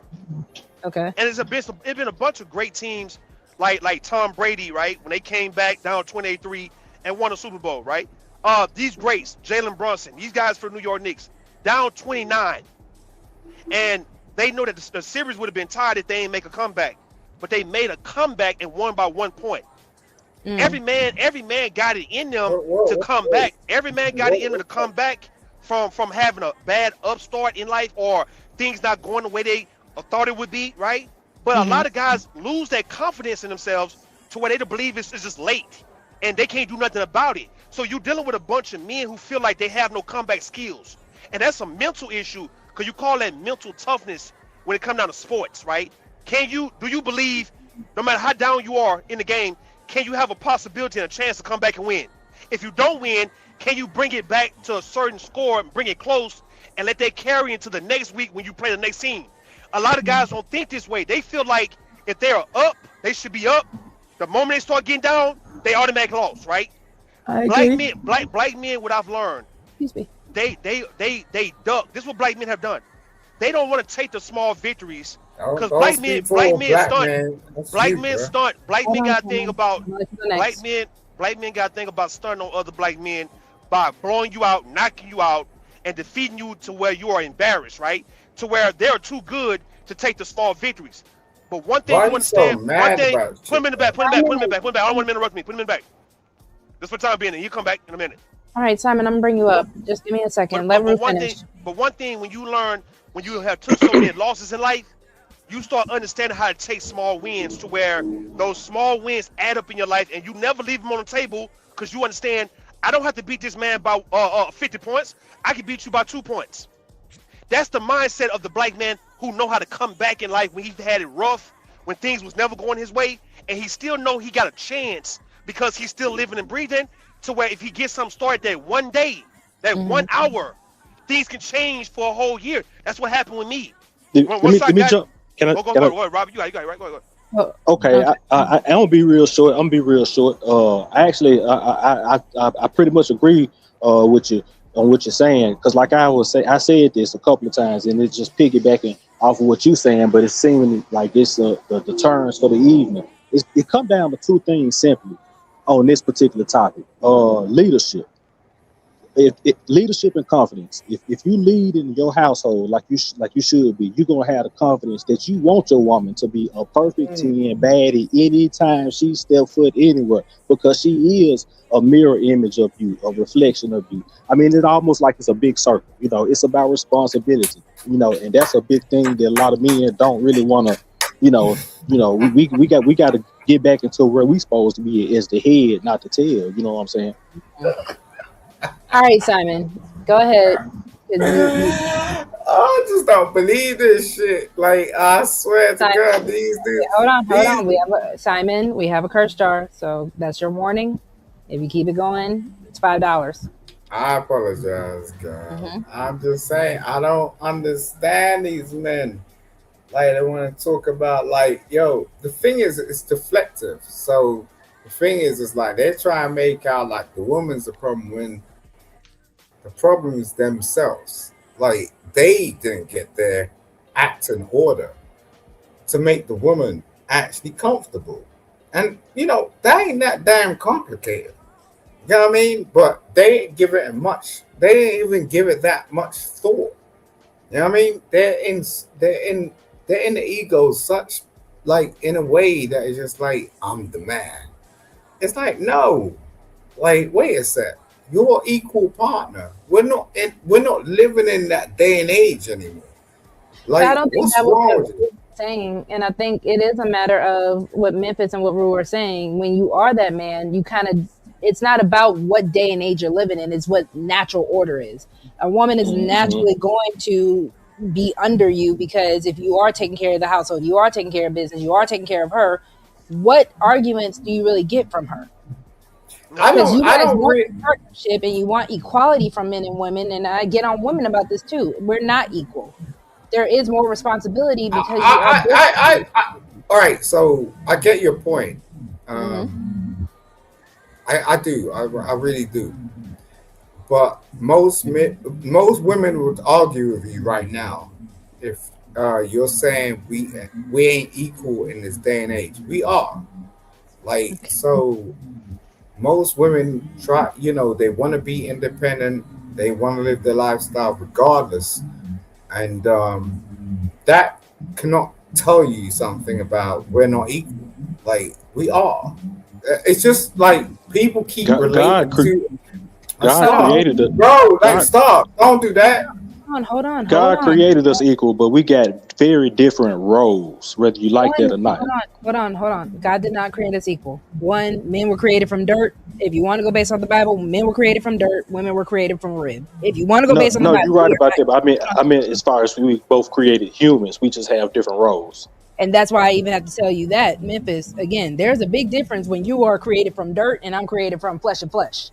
So I need men to understand, even if you want to bring the Bible in there. I agree with that. Now, shout out to Boricua. Being attracted to those type of men versus if that one man is able to find RogueC and go ahead and pour in and get everything that he wants out of RogueC is a little different. Because again, if men want a ready-made RogueC, I'm not really interested in you. Because what are we really building together? Because again, I need to know, not only can you build up a woman and a family, but can you also build up a household? Can you build up your life? Because a lot of this times men are going to flex and try to parade around like there's something, but they're really not. His actions and his results are what's going to really show you. If he's able to redeem his life and build up his life, that means he can kind of come scoop you up even at your worst. And he can do the same for you. And I think that is a superpower that men need to start leaning into, because not only can you make the situation better for yourself, but the women that you want, your family, your community can actually flourish once you actually step into really doing what you need to do as a man. But a lot of times y'all want to distract yourselves with the low-hanging fruit. I agree with you. Now, let me know if you still hear me. I'm good. You're good. All right, see, I agree with what you said. I think men need to understand that point. A man can take anything if he understands what he's doing and make it better. Like, it's only so much can go against a man or can resist against a man, right? A man can take any woman. Women, you ladies can't take any man and be successful in a relationship. We got a better chance based on who we are as men. We can take any woman, and based on where we're going, she'll go with us, especially if she benefited by going with us. She couldn't fight against us. And we ain't talking about no weird stuff. We talking about simply, if I let it be known where I'm trying to go, and I got my mind made up, and not just me, any of these other men on the panel or in the chat, anybody listening, you got your mind made up what you want to do, that woman can't really fight you. Any woman, though. We talking about the worst of the worst kind of woman, the best of the best kind of woman. So that's like when you understand what to do, you can't make the excuse that, oh yeah, she was this, I couldn't deal with her. What I hear from that is you didn't have anything you really want to do, And if she was your girl, how is it she was so anti you that much, but she was laying up with you? Like, how is it you telling me as a man, you had something you want to do as a man in life, and you had this woman with you, just wasn't gonna go with you regardless? Because a man mindset is this: I'm gonna do this no matter what. Either you as my woman can come, or you just stay at home. And how many women gonna stay at home when her man is going somewhere? No, nobody, no woman. Bro, like that's not how it works, though. Hold on. Okay. That's how it works. So, that's how it works. No, that's we how need to be careful about cutting people off. No, you're good. We do need to be careful about cutting people off because that's how we get some disrespect. And y'all know I don't like the disrespect here. And since we didn't even hit our goal today, I'm also getting tired. I'm getting sleepy. So You trying to say it down? You finna say it down or what? I'm thinking it's about to be final thoughts. I was gonna let Poppy Blanco, Willing to Win, and Simon get in, and then we'll actually do final thoughts, and I'll do my poem. You're tired already? I didn't. Yes, I've been working all day. It's been hot. I worked out today. I'm tired. I'll give you that. Don't want to support the show. RogueC, I'm just giving you crap. No, I'm sorry. RogueC, you look amazing. Like what's the glow up, man? You look sexy as hell, man. What are you doing? I'm being very well cultivated and watered. Poppy, you didn't want to do a final thoughts? Okay. Rude, you know what to say, man. I'm being truthful. I'm like, she beautiful, man. She look good, dog. Like, oh yeah, she is. She is a beautiful woman. I will give her that. Like, we about to even though that Shaq didn't like the black Hawaiian, he didn't like the Hawaiian theme I was doing. And I'm about to be messy. My boy. I'm about to mess around, go around and start asking questions about who's the finest. You know what I mean? We won't start rating who the baddest chicks running around here, man. We got Danica Marie, we got Six the Goddess. We might listen, Mercy. You might get a bit now, dog. Like, would you feel? Hey, Ruth, stop gassing her up, bro. Nah, listen what I'm saying. Just like, how would you feel if she going to the gym tomorrow? If everybody put you, let's just say, if the majority of men on here say you top three. You in the top three is one of the baddest chicks in space. Don't listen to him. He talking crazy. What if people say you the best, like you the top? No love. Yo, I'm saying you got a bunch of women, but what if? Nah, you're just mad because you don't have a bunch of women yourself. Let's just say she's top 5.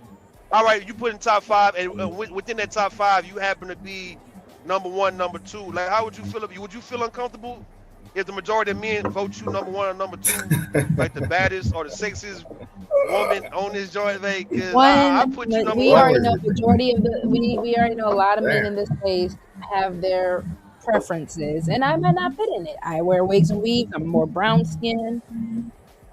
But you done showed your natural hair too. Hold on, too. He trying to lie on you. You done showed your natural hair too. Like, God damn, what's wrong with you, bro? Why am I tripping though? Simon, hold on. One, Simon. Everybody knows Rue. Everyone knows. Listen, don't do that.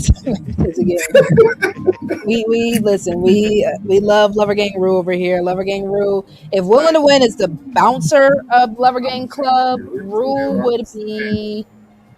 Would Rue be the man in the back counting the money? Yeah, okay. I'm the bouncer. So Rue, yeah, I guess that makes sense. Yeah, Rue will probably be in the back counting the money. You barely see him and all that, but you know he's there. He's watching the cameras and everything. He's probably talking to Willing to Win on a walkie. I'll play my position. Don't worry about it. Hey, Rosie, you hear me? I can hear you. Rosie, you might be the finest one, and you might be the sexiest one in space, man. I'm just saying, though. I'm just saying, though. No. What's up, man? Listen. RogueC is just here to spread the gospel of Lover Gang. You just might be the prettiest. Listen, RogueC, goddammit, you just might be the prettiest chick in the space, man. You see how much of a finesser this man is? That's how you know he's back there counting the money. That's how you know. Final words. Why nobody disagree? Hold on. Why nobody disagreeing though? I'm just saying, like, folks would disagree. No one's disagreeing. I'm just saying though. Final words. All All right. So before we do our final words, let me go ahead and get the music. Since y'all are all up here, I'm gonna go ahead and do the poem, and then we can get everybody's final thoughts. Let me put myself on the screen, big screen, real quick. All right. So I'm gonna go ahead and give y'all the poem real quick. It's a little deeper this time, just because this was a deeper conversation that I wanted to have with you all. Let me get my poem. Give me 1 second. Got a nice hair. All right. Oh, Rue's back. Where'd you go? There you go. All right. Yeah, Rue's I'm back. back. Yeah, go. All right. So the closing poem today is called The Pearl. I carried pearls with open hands, yet not all hearts could understand. Some sought truth with humble eyes, while others judged before replies. A lesson shared is not a chain, nor can it shield another's pain. For every soul must choose their way, through light of dawn or shades of gray. I cannot walk another mile, nor force their tears into a smile. I can love deeply, speak what's true, then trust the choice belongs to you. Some call it harsh to let things be, but love is more than custody. It warns, it waits, it hopes, it prays, yet cannot live another's days. And if my words were misunderstood, I pray they're measured by their good, not by a sentence standing lone, but by the heart from which they've grown. So keep your pearls where truth can bloom. Not every field has fertile room, for wisdom's worth is never small, though not every soul will hear its call. So I'll keep speaking, calm and clear, not ruled by praise, nor chained by fear. And if we part with different views, may grace remain in how we choose. For truth needs neither rage nor noise. It simply leaves us all with choice. The pearl remains a pearl, you see. Its worth was never lost to me. Good one. Thank you. All right, so let me go ahead and get Simon is hilarious with all that clapping. All right. You deserve a round of applause for that shit. Thank you, Simon. All right, so I'm gonna start with you, Simon, Memphis, Willing to Win, Tay Tay, and Rue. So you gotta repeat that shit. I got distracted. You said what, Simon? I got distracted. You gotta repeat that.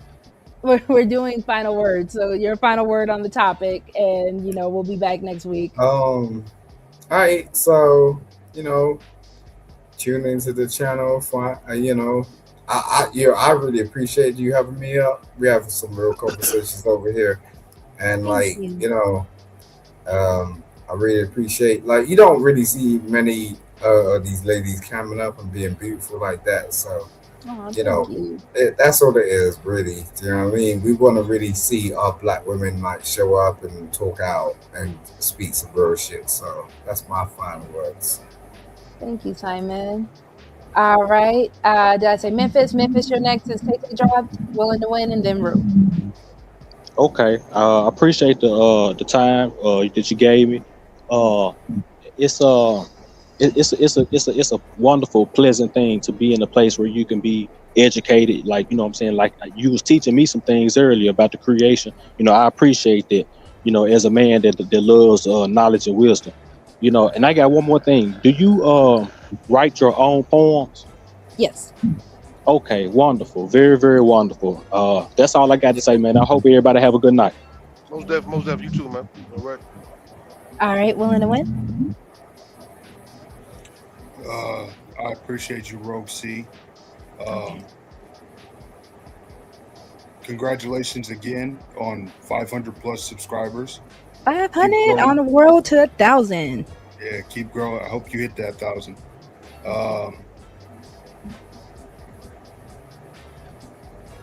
Keep doing you. Just keep growing. Keep succeeding. You got the people that support you, like me, Rue, and others that support you. So that's all that matters. I mean, of course you're gonna have, love or game for real, absolutely. So that's all that matters. And yeah. And don't think I meant to reply to that video If you can find more, you can hit me, RogueC, you can hit me up anytime. You don't. I was gonna say, if you want to find more and you want to make it a show, I'll make it a show for you. That's not a problem. So if you actually want to have that, going to be? Oh, go ahead. My fault. I was just gonna say, if you want to do that full conversation, I can definitely make a show dedicated to that. So it's not a problem at all. So yeah, you can hit me up. You want me to do content on, I can do it. Well, yeah, you can hit me up anytime. You know where I'm at. So, yeah. I appreciate you. Are you still going to be doing the Discord thing with the members, or you have to figure that out? Once we hit monetization, I'm gonna see what y'all want to do. I think I'm at 2,100 something, or it might be 2,200 something watch hours. So once we hit those last couple of watch hours, we can kind of start plotting and planning how we want Lover Gang to look as far as members and all that. I don't know if Rue has ideas, if, when Tay and I can talk, all the people who've kind of been like day ones for me, we can kind of just discuss something and we'll see how that goes. But again, you look beautiful tonight as always. Yeah. I appreciate you, gentlemen. Thank you so much. Tay just up and left me. But, shout out to Lover Gang. Shout out to Willing to Win. Shout out to Simon. Shout out to you, Memphis Robert. Shout out to Rue, of course. Lover Gang Rue. Shout out to Gus, Papi Blanco. Everybody in the chat. The White School Podcast. Thank you so much. Tay, you're good. Thank you for coming through. Can I just say one thing? Yeah. Love with your conversations. Thank you. But just shout out to Lover Gang. Let's see. I wanted to shout out Rob. Question to you, Rogue, if I could. Yes. Okay, I apologize for the interruption, but I'm an artist myself. I just want to shoot this out there. I ain't actually looking for no answer or anything, but maybe one of these times on the next live that I can catch, when you get ready to do your poem at the end, I can provide some little soft entertaining music, on the keyboard or piano for you. Please. Just as an idea. Yeah, that'd be lit. Yeah, that'd be really dope. I like the fact that Lover Gang, we can kind of showcase all of our talents. So yeah, for sure. I just want to contribute to something good. Thank you. For sure. I'm down. All right, I'm a bounce, guy. Yo, salute to everybody. Yo, you do your shit. I'm gonna be here. Language. Bye, Simon. All right. Well, shout out to Lover Gang overall. Shout out to Tay and, of course, Robert L. Thank you so much for also supporting the show today. I appreciate y'all. I will do your posts so you guys can get shout out in the morning. I am doing personalized posts for the supporters and the sponsors of the show, y'all. So Lover Gang, we are building, and I cannot do this without y'all. Again, thank y'all so much for even getting me to 500 subs. That's so amazing. It's so crazy that so many people are even just rocking with your girl. And, shout out to Team Fatty, Ilkhan Ali, Melanin Legacy, Kiana. I'm trying to think of everyone. Bella, Coco. I'm trying to think of everybody on the show. What Smell the Roses on the show? Skipper chick. Skipper, Riches. King Riches, yeah. King Riches, all of them. And of course, shout out to Dat Shack. It's all love over here. I'm always willing to take criticism and learn more. So shout out to just so much of Lover Gang and the people who are just associated with me. It's such a pleasure. But yeah, I'm going to go ahead and say good night, Lover Gang. Protect your peace, protect your pearls. And remember that not every disagreement means someone is your enemy. Sometimes the greatest act of love is also speaking truth, listening well, and also leaving room for another person to choose. Outside of that, I will see you on the next one. Bye, guys. All right. All right.